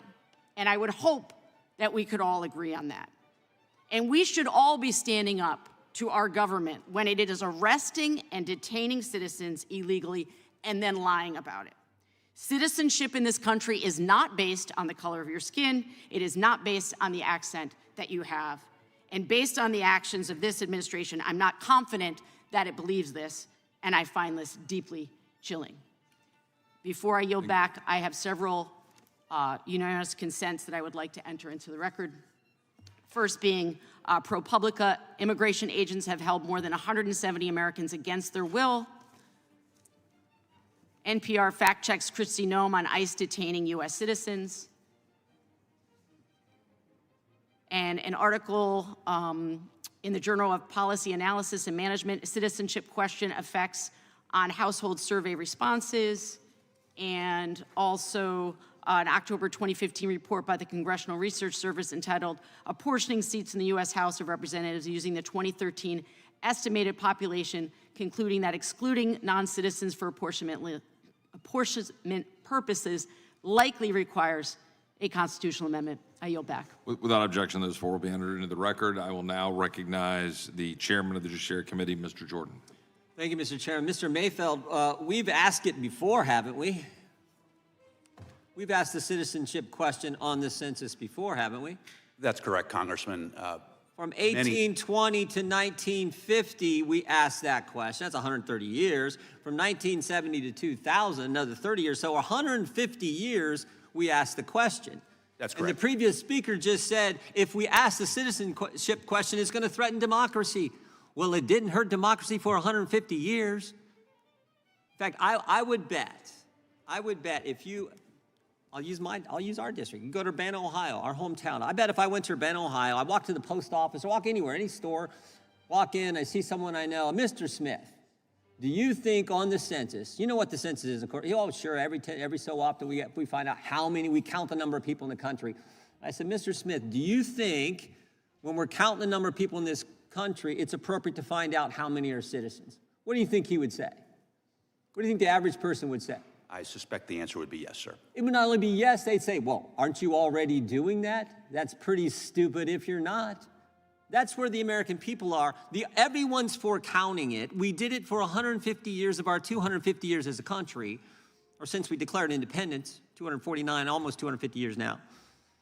We've done it for most of our history. Everyone thinks we're doing it. Everyone thinks we should do it, except Democrats in Congress. It was interesting, too, in Mr. Yang's testimony, he said, oh, if we ask the question, we'll get inaccurate counts. And then he went on for the rest of his 5 minutes and talked about all the inaccuracies in the recent censuses where we're not asking it. Undercounts, overcounts, rural America, Hispanic Americans, went pointing out all the problems, and we're not asking the question.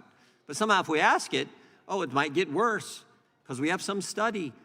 He even said, like, people thought it might be on the census questionnaire, and it wasn't, and that hurt the count, which makes no sense to me. It wasn't a question. So I think this is so darn simple. Count the persons. That's what the Constitution says. Count the number of people, and while you're doing that, find out how many are citizens. What's wrong with that? It might actually help policymakers when we're determining policy if we know those two numbers.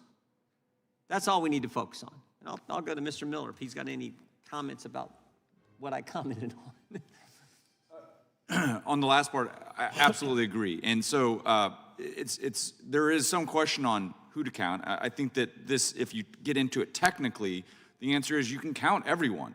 You just need to know certain population numerical data and then residency status, because that could bleed into policy questions later. And I think that that's an important distinction to know, that you can use different data sets within the totality of that data for different purposes. Of course, and that's useful information for policymakers. That's why we do it that way.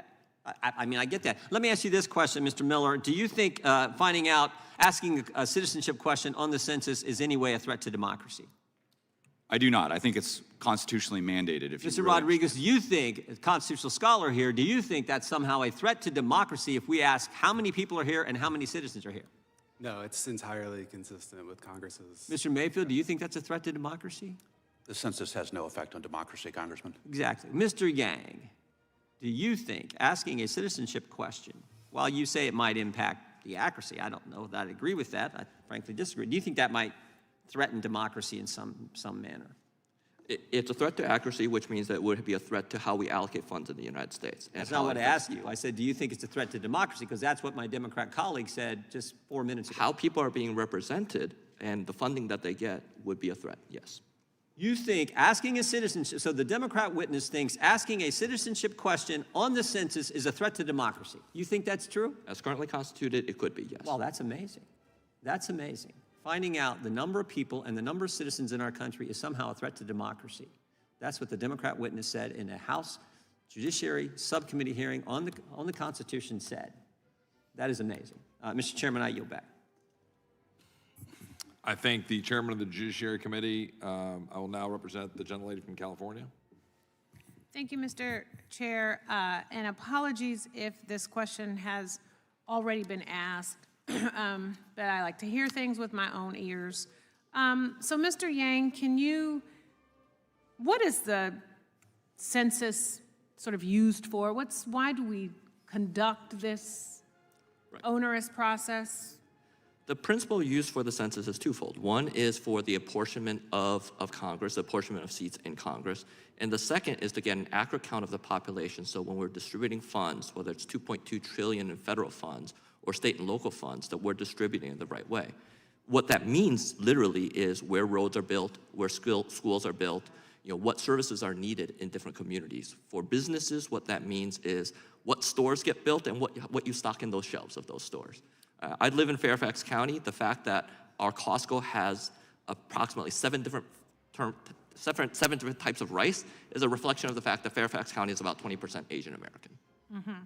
Thank you for that. So, I would agree with that, right? Someone who lives in, a city, a county, a state, we're always fighting to get the resources that we need, and it's important to know how many people, regardless of where they come from, regardless of who they are, what they look like, right? What language they speak, what rice they like. It's important to know how many people are in a place so you know how many hospitals to have, how many schools to have, how many parks to have. Am I missing something here?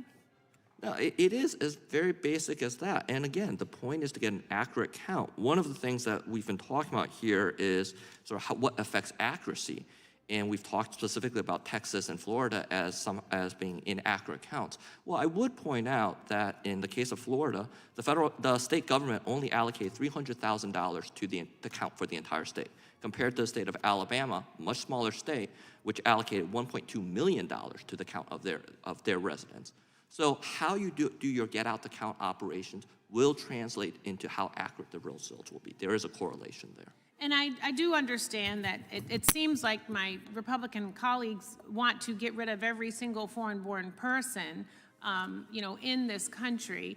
As it boggles the mind. I would object. I think that is attacking. I think that is attacking individuals. I'd like to have my time. I think that is attacking individuals. Mr. Chairman, could you restore the order if you would? Hold on, does the I made an opinion. I can have an opinion. Is the gentlelady asking to strike?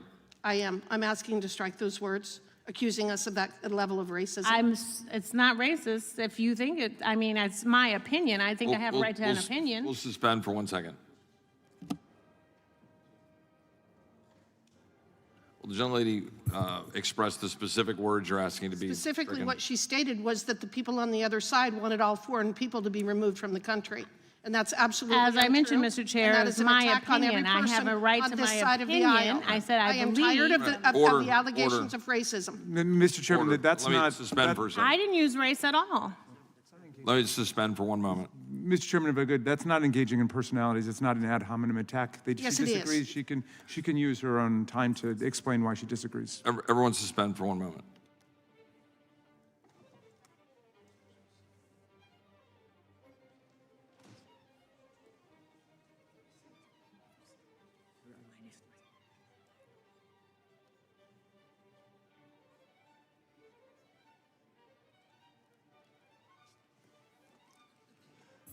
Gentlelady from Wyoming, are you withdrawing the request to strike the words from the? Yes, gentlelady just from want to California? point out the allegations are absolutely unsubstantiated, and it is ridiculous. Chairman, could you instruct her to yield point back. it out on her own time? And reclaiming the time, but the gentlelady from California, please proceed.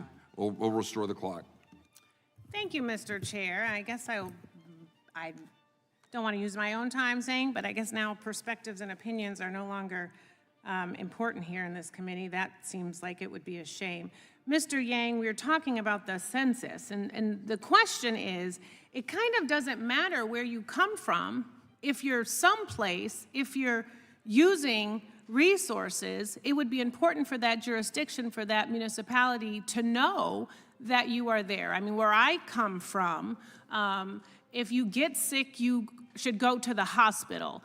And the hospital's not supposed to say, well, who are you? Let me see all of your paperwork. I think the doctors take a Hippocratic oath to help anyone who's coming in bleeding, who would be wanting to need or use the resources that are available to them in that hospital. Do you understand sort of the question that I'm asking about why it's important just to know who is in a particular place? That's absolutely right. With respect to public services, with respect to roads, that immigration status does not matter when it comes to the need for good roads, the need for good public services. And making sure we have an accurate count of our entire population. And again, if you even go to Supreme Court precedent in Ewenwell, they recognize that you should be doing total population counts, whole population counts for purpose of apportionment. The history on this has been very clear that the census is designed to count the entire population. Thank you for that. You know, as I look at all of my questions, not one word in any of these questions is the word race. But so, Mr. Yang, Assistant Attorney General Rodriguez says in his written testimony that apportionment should not account for those in a state unlawfully. What would be your response to that? Well, I don't see anything in the Constitution that makes any sort of distinction. Rather, what the 14th Amendment provides in the census, in terms of apportionment, in Article 1, Section 2, with respect to the census, is the counting of whole persons, and it makes no distinction. Now, in the written testimony, it makes reference to the fact that somehow they should be part of a political community, but the notion of political community does not exist anywhere in the text of the Constitution, the 14th Amendment, or the Apportionment Act, and certainly even the contemporary dictionaries that he cited, except for a reference to parish law, did not make any reference to being part of a political community. Rather, simply a resident is someone that has a normal place of domicile. Now, to be clear, there are rules that the census has with respect to people that are transient, with respect to people that have tourist visas, for example, should not be counted in the census. There are residency rules with respect to the census as to what is considered a resident. So you mentioned whole person. In the constitutional framers use the phrase whole number of persons rather than citizen or voter. And why do you think they did that? Because, of course, when you say whole person, and of course I think, and this time I'm going to use race, but I'm going to talk about myself. There used to be a time when a black person was not even considered a whole person. It was like 3/5 of a person. So that phrase, can you explain sort of why the framers used that phrase? You're correct, Representative. Unfortunately, when the Constitution was first adopted, slaves were not considered citizens, but for purpose of the census was considered 3/5 of a person as a distinguished from a so-called whole person. And it wasn't until the 14th Amendment that citizenship was given to slaves, anyone born of slaves, and that sort of in making clear that when we are counting, we're still counting all persons in the state. So tell me again, can you reiterate for the folks that can't seem to maybe hear what you're saying about why it's important to have an accurate count when you were doing the census? Well, having an accurate count for purposes of data allows us to make sure that we have the services that we need in the United States for everyone. We need a society that has infrastructure for everyone. It is true for immigrants, non-immigrants alike. Certainly there can be policy debates around different aspects of that, but at least having the set accurate data that all of us can work from is critical to how this nation functions. Thank you, Mr. Yang. Mr. Chair, I yield back. Thank the gentlelady from California. I would now recognize the gentlelady from Wyoming. Well, first of all, I disagree with the idea that that there's a constitutional requirement for conducting a census so that we can have different varieties of rice at Costco. I almost want to say that almost all countries conduct a census. Mr. Chair, that's racist. Does the gentlelady have a... It's not. No, doesn't need to be.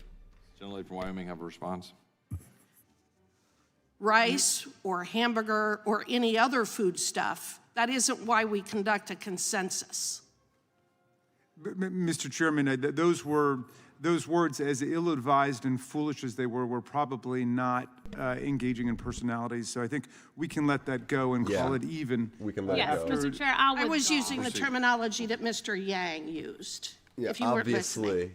I was listening, but I was also getting your vibe. Almost all. The gentlelady from Wyoming will proceed. Where did these people come from in California? Almost all countries that conduct a consensus actually have a citizenship question, and the UN says that it is a best practice to include a citizenship question on these censuses. Countries that ask about citizenship are Canada, Australia, Ireland, Germany, and Mexico. The source of this is the New York Times.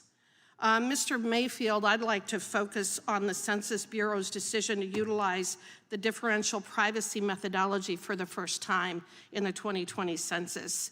I am incredibly concerned that intentionally creating structural inaccuracy in census data collection at the lowest unit has impacted the reliability of nationwide census counts, congressional reapportionment, assignment of presidential electors, redistricting, and federal funding allocations.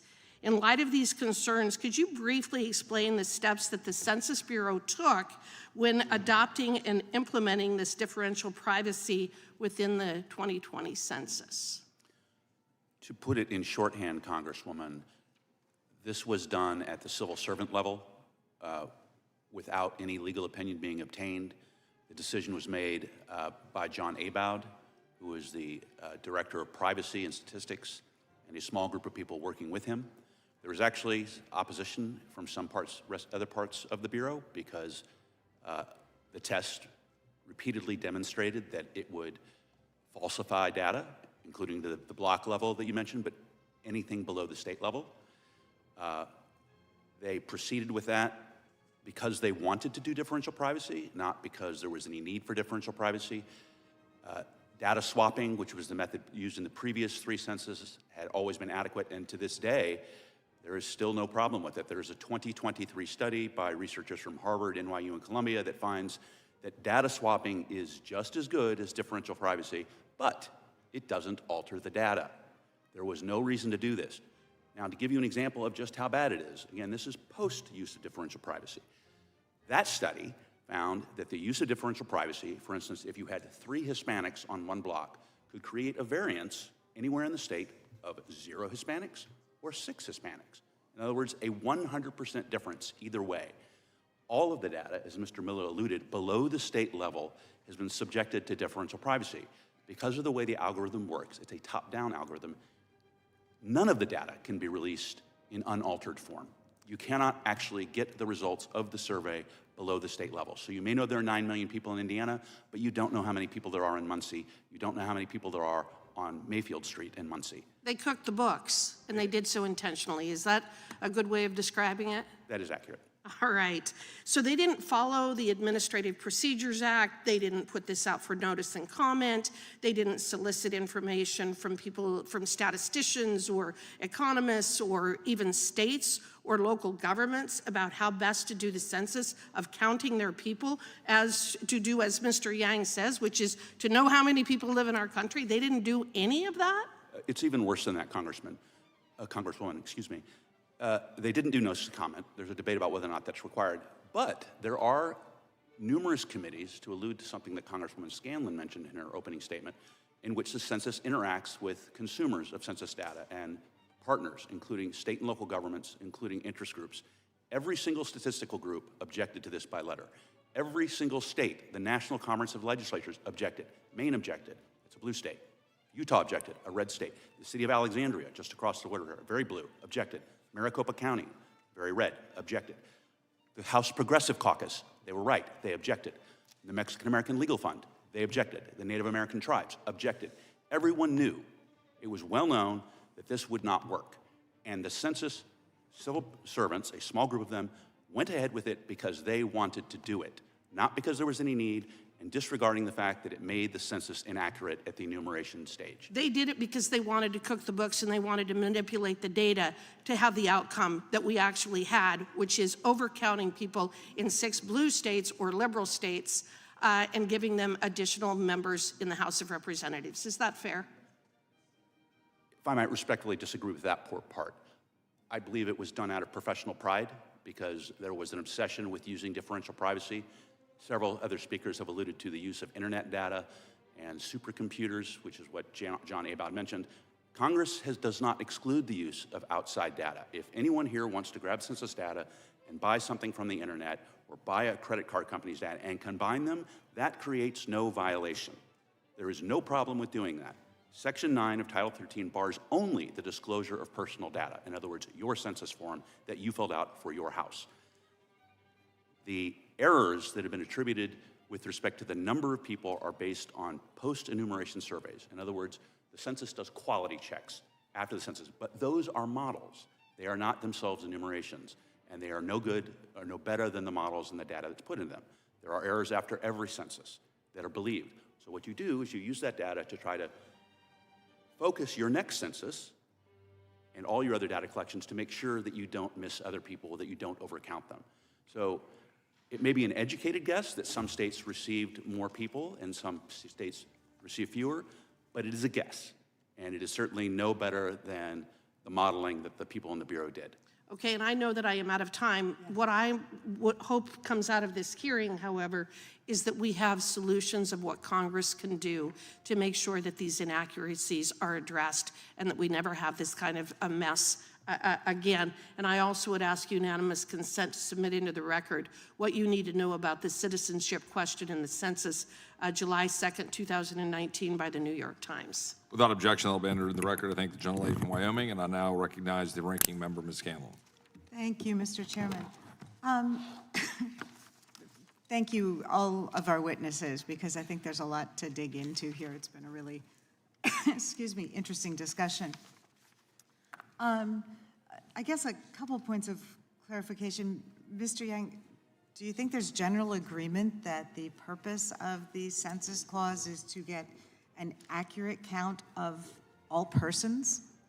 Certainly, that has been the history. It has been nonpartisan, that it is the purpose of the census as defined in the Constitution, defined in the 14th, and then the 14th Amendment for purpose of apportionment is to count all persons. That is the literal text. And we have considerable constitutional history and court opinions saying they did not choose to say inhabitants. They did not choose to say taxpayers. They did not choose to say citizens or voters. It's persons. That is correct. And this came up in the context of a Supreme Court case called Evenwell, where an argument was made that apportionment should be based solely on legal voters. The Supreme Court in that case rejected that approach and said that we should be using total population, whole population for purposes of apportionment. Sure. And that case was in 2016, so it was only 10 years ago, or 9 years ago. So, of course, there's been a lot of discussion about what questions should be on the census or not be on the census. And I heard my colleague across the aisle talk about it being a good thing to put a citizenship question on the census. Although I think context is important when we're talking about Canada or Ireland or some of the other states, nation states that were mentioned, they certainly do not have administrations that are actively engaged in hostility towards immigrants. So I think that's an important distinction. But when you were testifying, you talked about the two biggest things that undermined accuracy in the census. And one was privacy concerns and anti-government sentiment. And the second was a lack of robust get out the census, get out the count efforts. I certainly participate in count efforts in my home state. With respect to the privacy and anti-government concerns, I wish Mr. Massey were here because I know it's a big interest of his. But in an era where we've got DOJ kind of trolling through everyone's Social Security and SNAP records and voting records and everything, can you talk a little bit about how those privacy concerns might be heightened right now? Well, this goes to, thank you for that question. I think this goes to the decreasing trust that Americans have in U.S. government, which is unfortunate, but that is the case. And that is because of whether we want to talk about DOJ or the Representative Bellant talked about immigration enforcement. Certainly that also breeds distrust within certain pockets of our community, whether it's the Hispanic community, the Asian community. So when we're trying to determine an accurate census, all of that context matters, and simply citing the history of how the census has been used in the past, when there might have been more trust in the government, is different than what we are looking at today.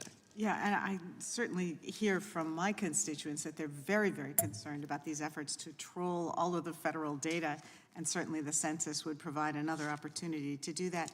We also have in your testimony on page 5 information about which groups were overcounted or undercounted in the 2020 census.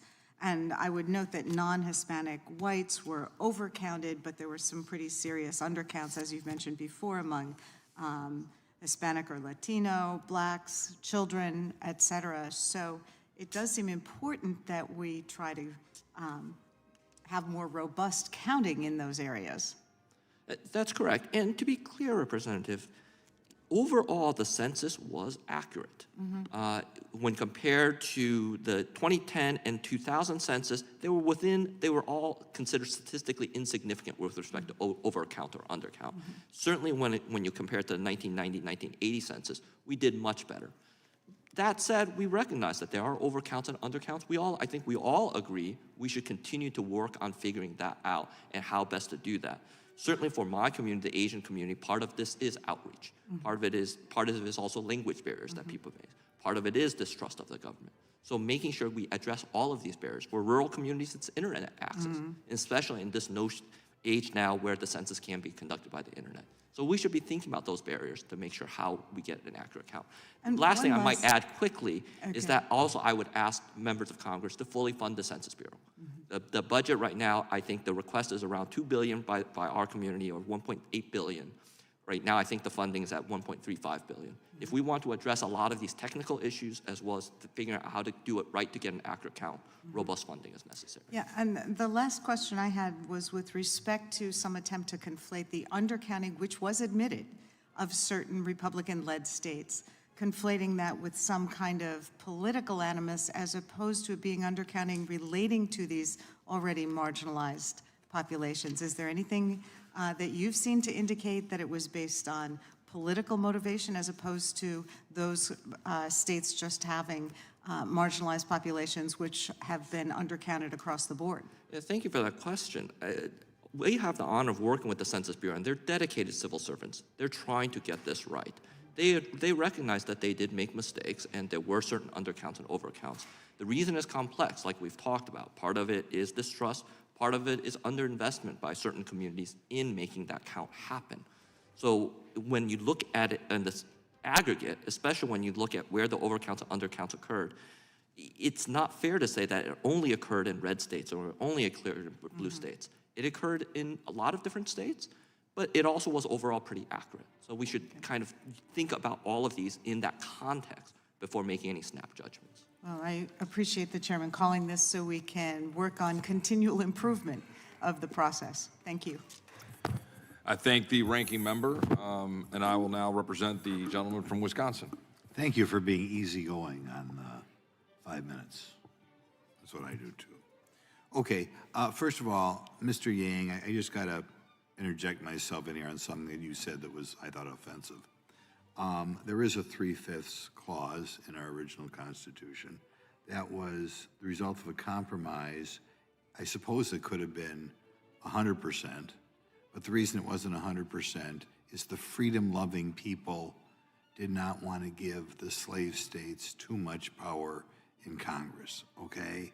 You imply that the reason it wasn't 100% was because people were trying to say black people were less than white people. That wasn't the point at all, you understand. The point is that the free states, Pennsylvania, New York, New Jersey, those states did not want to give too much power to the slave states. So it was not done to punish slaves. It was done to looking down the road. Eventually we had a civil war anyway, but it was looking down the road to make sure that the slave states did not have too much power. Okay, you understand that. I hope you understand that, but you just explain the 3/5 thing in a way to make America look worse in the eyes of the young people. So do not appreciate that. Now, question for Mr. Miller. Has the census ever... Mr. Chairman, could I, just a quick point of order. Would it be possible for me, after the gentleman speaks, to just respond to that, just because of the profundity and the depth of the statement he just made? I think It's a gentleman from Wisconsin's time. And I don't mean to exactly. I don't want to detract from his time. I'm wondering if maybe we could go for a second round just to explicate that. You and I can talk offline. Okay. We'll let the gentleman from Wisconsin Okay, continue his very questions. good. Thank you. Okay, Mr. Miller, has the census ever included a citizenship question? Yes, historically it has included the citizenship question. Okay. Why was it removed? That's speculative. I think that there were motives for that. States would be motivated by it if they get more money from the federal government. There's partisan reasons why you would want to do it. There's a lot of reasons, and it's probably fairly complicated. Who was the president at the time it was removed, you know? The last one was 50, is what we said, 1950, so. Truman? Okay, assuming you're right. Has the Supreme Court ever held that it's illegal to include this question? No, I don't believe the Supreme Court has ever weighed in to say that you cannot ask the citizenship question. Could President Trump and Commerce Secretary Letnick add a citizenship question to the 2030 census? Yes. Okay. Could you give me some benefits? I mean, I'm shocked that it's not on there already, but do you want to speculate on some benefits we'd get if we added such a question? Well, I mean, it would impact, especially if you got rid of differential privacy. You could know how to allocate federal funding formulas more accurately to make sure that it's going to citizen or lawful permanent resident populations that legally qualify for them. If you want to have this impact redistricting and you want to argue on a constitutional basis that political districts should only represent citizens or citizens and lawful permanent residents, that you would need to know that data, and that would have a massive impact on how political maps are made and who is in Congress. Couldn't we also assume that people who are not here legally probably aren't going to be hanging around that much longer? I don't know. I mean, a lot of them have been here for a long time. Some of them are seasonal workers and leave after a couple years. So it's hard for me to answer that precisely with such a large population. Okay, not across the board, but wouldn't one expect that if some people were here legally or on a temporary visa, that they weren't going to be here for the whole 10 years or maybe even a... That's correct. There's a lot of movement of that population both into and out of the United States of America. Okay. Could you explain the differential privacy controversy, I'll put it? Yeah, so basically, you have data, and there's been previous methods of keeping that, recognizing data privacy laws, and so there was different methods of protecting privacy, and this is a new method, but it's highly flawed because it scrambles all of the data. It literally deconstructs an entire person, reconstructs them in the aggregate all over the place. There's arguments that will disproportionately help urban areas. There's arguments that will disproportionately hurt rural areas. There's racial issues here, but basically it's fake data below the state level, and it's really hard to create political districts that are accurate and representative of the voting population, especially when you don't have accurate numerical population data at a granular, semi-granular level. Would you support returning to what we'll call swapping for the 2030 census? I think there's several other proposals. That is one, combined with the ability to turn off characteristic data until you're at statistically significant levels. There's other methods that are and strategies that are multi-tiered that are mentioned by entities like IPMs that I think would work. So essentially, yes. Okay, thank you. Would the gentleman yield? I think the gentleman from Wisconsin would, regarding. But I was just wondering if I just wanted the opportunity to respond to Mr. Grothman's intervention. It's the gentleman's time, but out of courtesy to the ranking member, I'll give the gentleman like 30 seconds. Okay, I just want to say that the analysis he advanced is historically obtuse and morally disoriented. The slave states took the position that the enslaved African Americans should count 100% for the purposes of reapportionment, but for those purposes only. They didn't have any civil rights, they didn't have any voting rights, they couldn't run for office, they had no civil liberties, they were property. The northern states said they should not count at all. Reclaiming our time. They should count zero, and they arrived at the 3/5. Reclaiming the time. There's time, Mr. Chairman.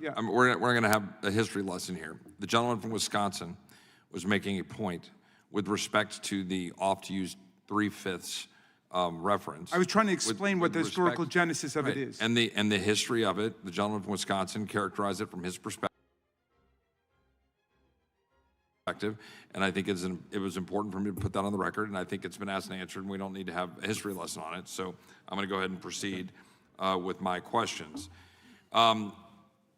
This hearing, I think, has been illuminating on a number of different levels. And I would like to ask just sort of a simple question for the panel generally, which is very specifically, was the 2020 census accurate?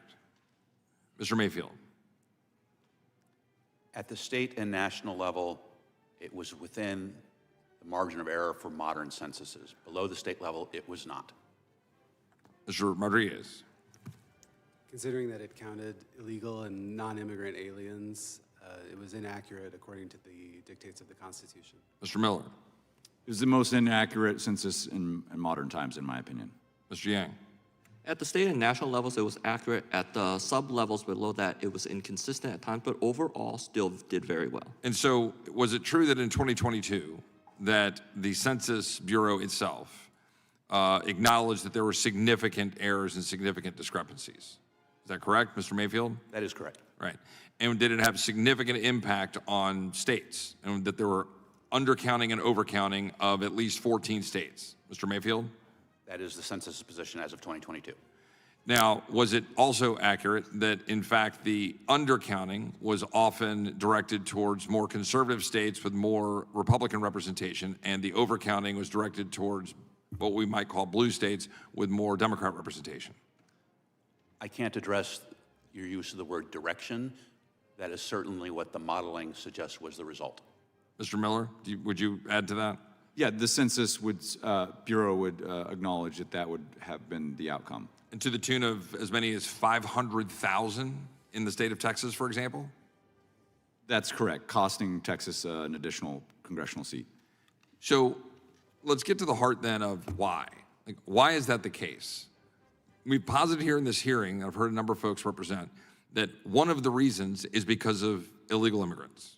So true or false, is the issue of how we count involving illegal immigrants having a direct impact on representation in Congress? Mr. Mayfield. That is undeniably true. Mr. Rodriguez. I agree, and it's been true for at least the last 3 censuses. Mr. Miller. It's a mathematical certainty. Mr. Yang. Undocumented immigrants are required to be counted under the Constitution. Do they have a direct impact on how we apportion and how districts are getting set up? That is less clear to me. Let me ask you a question, Mr. Yang. You posited earlier some theories about how we count people and that we should count everybody for apportionment purposes. If 75 million people were to come into the state of California between now and 2030, should we have 100 new congressional seats in California if all 75 million of those people were illegally present in the state of California? That's the way the Constitution is currently constructed, as I understand it. So that's how, and taking issue with that, by the way, that the Constitution requires that we apportion based on people who are here illegally, which a number of the other people on the panel have questioned, in which at no point has the Supreme Court said that that is the case. Then we're saying here, that I'm just going to say the Democrat witness is saying that if we had 75 million people illegally flood into the state of California, we must have 100 representatives, again, rounding the math there, added to the state of California. That is extraordinary to me. But I do want to follow up and finish on this question of the differential privacy. The other question that has been raised here, which is highly problematic on a less partisan basis, is the extent to which we have the Census Bureau adopting, by Mr. Mayfield's testimony, by edict of a civil servant bureaucrat at the Census Bureau, a approach to estimating and guessing the population based on something that was attacked by numerous groups, questioned by numerous groups, and is now proven to be statistically problematic, that it is actually causing massive problems with respect to our counting. Is that fair, Mr. Mayfield? That is accurate. Mr. Rodriguez, is that fair? That's fair. Mr. Miller? We may disagree on a lot of different things, but I think there's a bipartisan consensus that this is a problem, a big problem. And Mr. Yang, you said something to the tune of fine-tuning, but you also seem to acknowledge that there are significant problems with respect to the way this is being handled now. As a new policy, I agree that this is something that needs to be evaluated, absolutely. And so, Mr. Miller, you've thrown out a couple of ideas. I want to conclude on that point because I think it's really important that there are other ways to go about doing this. And swapping, you get into that. And the issue here for everybody to understand is you have laws that say you got to protect privacy. You've got a massive file that is protected at unbelievable levels of security and inability to look at the data. And so therefore, we've got to figure out how to know that we have an accurate census. And this differential privacy is raising massive concerns on a nonpartisan basis, right? A Harvard study, independent groups on the left, groups on the right. It would seem to me that we should come to a consensus on how we should approach this. Could the gentleman finish, filling in that question and that point? Absolutely. So at the end of the day, there is a constitutional purpose for all of this. And a privacy statute cannot be a reason by which to ignore the constitutional outgrowths and outflows of what the purpose of this data is. So if we have a privacy standard that is causing, and I think most people would agree with this at this point, that is causing significant data distortion that is impacting all sorts of federal funding formulas, all sorts of potentially, definitely redistricting, potentially depending on how, if it's not everything that we believe it is, and not everything that they're purporting to say it is, in theory, it's not supposed to affect apportionment. I don't have access to the data. I can't verify that. That's how it's supposed to work. But at the end of the day, we should defer to a privacy method that is also as good and does not create as many constitutional issues as we have seen. If that was not achieved by swapping and turning off data, we need to get our smart people together and figure out another option. And you were suggesting, closing out my time's over, of turning off the data. That was an approach you're suggesting to try to have an approach. I think, Mr. Yang, can I just ask you on a nonpartisan basis with just a little indulgence? Do you have a perspective on that? Because I saw you kind of nodding and sort of maybe almost in that kind of like intellectual chewing on it as to whether that would be an approach that might help solve the problem of managing privacy, but not having data that's problematic. Like I said, I think this is worth evaluating, and this is part of what happens after every census, is the Census Bureau looks at what worked, what didn't. It acknowledges that mistakes are made. It acknowledges, in this case, that there are certain overcounts and undercounts. That's no different than any other census. Now the job of the Census Bureau, as with guidance from all of you, is to how to move forward and make that system even better for the next census. All right, I thank the panel. I now know that my colleague from Texas I would just joined us. seek unanimous consent. Sure. I mean, we've discussed the census after review quite a bit, so I'd like to seek unanimous consent to introduce the GAO report on the 2020 census coverage, errors, and challenges to inform the 2030 plans. I think there's been a lot of misstatements about what it shows, so it's good for everybody to have access. Without objection, we'll insert that into the record, and I'll now recognize the gentleman from Texas, Mr. Hahn. Thank you, Mr. Chairman. The time has come to elucidate the American people on the census manipulation that Democrats have been using to influence American elections for years. In 2018, Republican leadership, including the president himself, called for a citizenship question to be included in the 2020 census reports. To no one's surprise, when the Democrats took control, these requests went unanswered, and the question of citizenship was waived. But the fact remains that the concept of sanctuary cities and radical blue states ignoring immigration law and using the illegal population to manipulate the lines of congressional districts is in fact unconstitutional.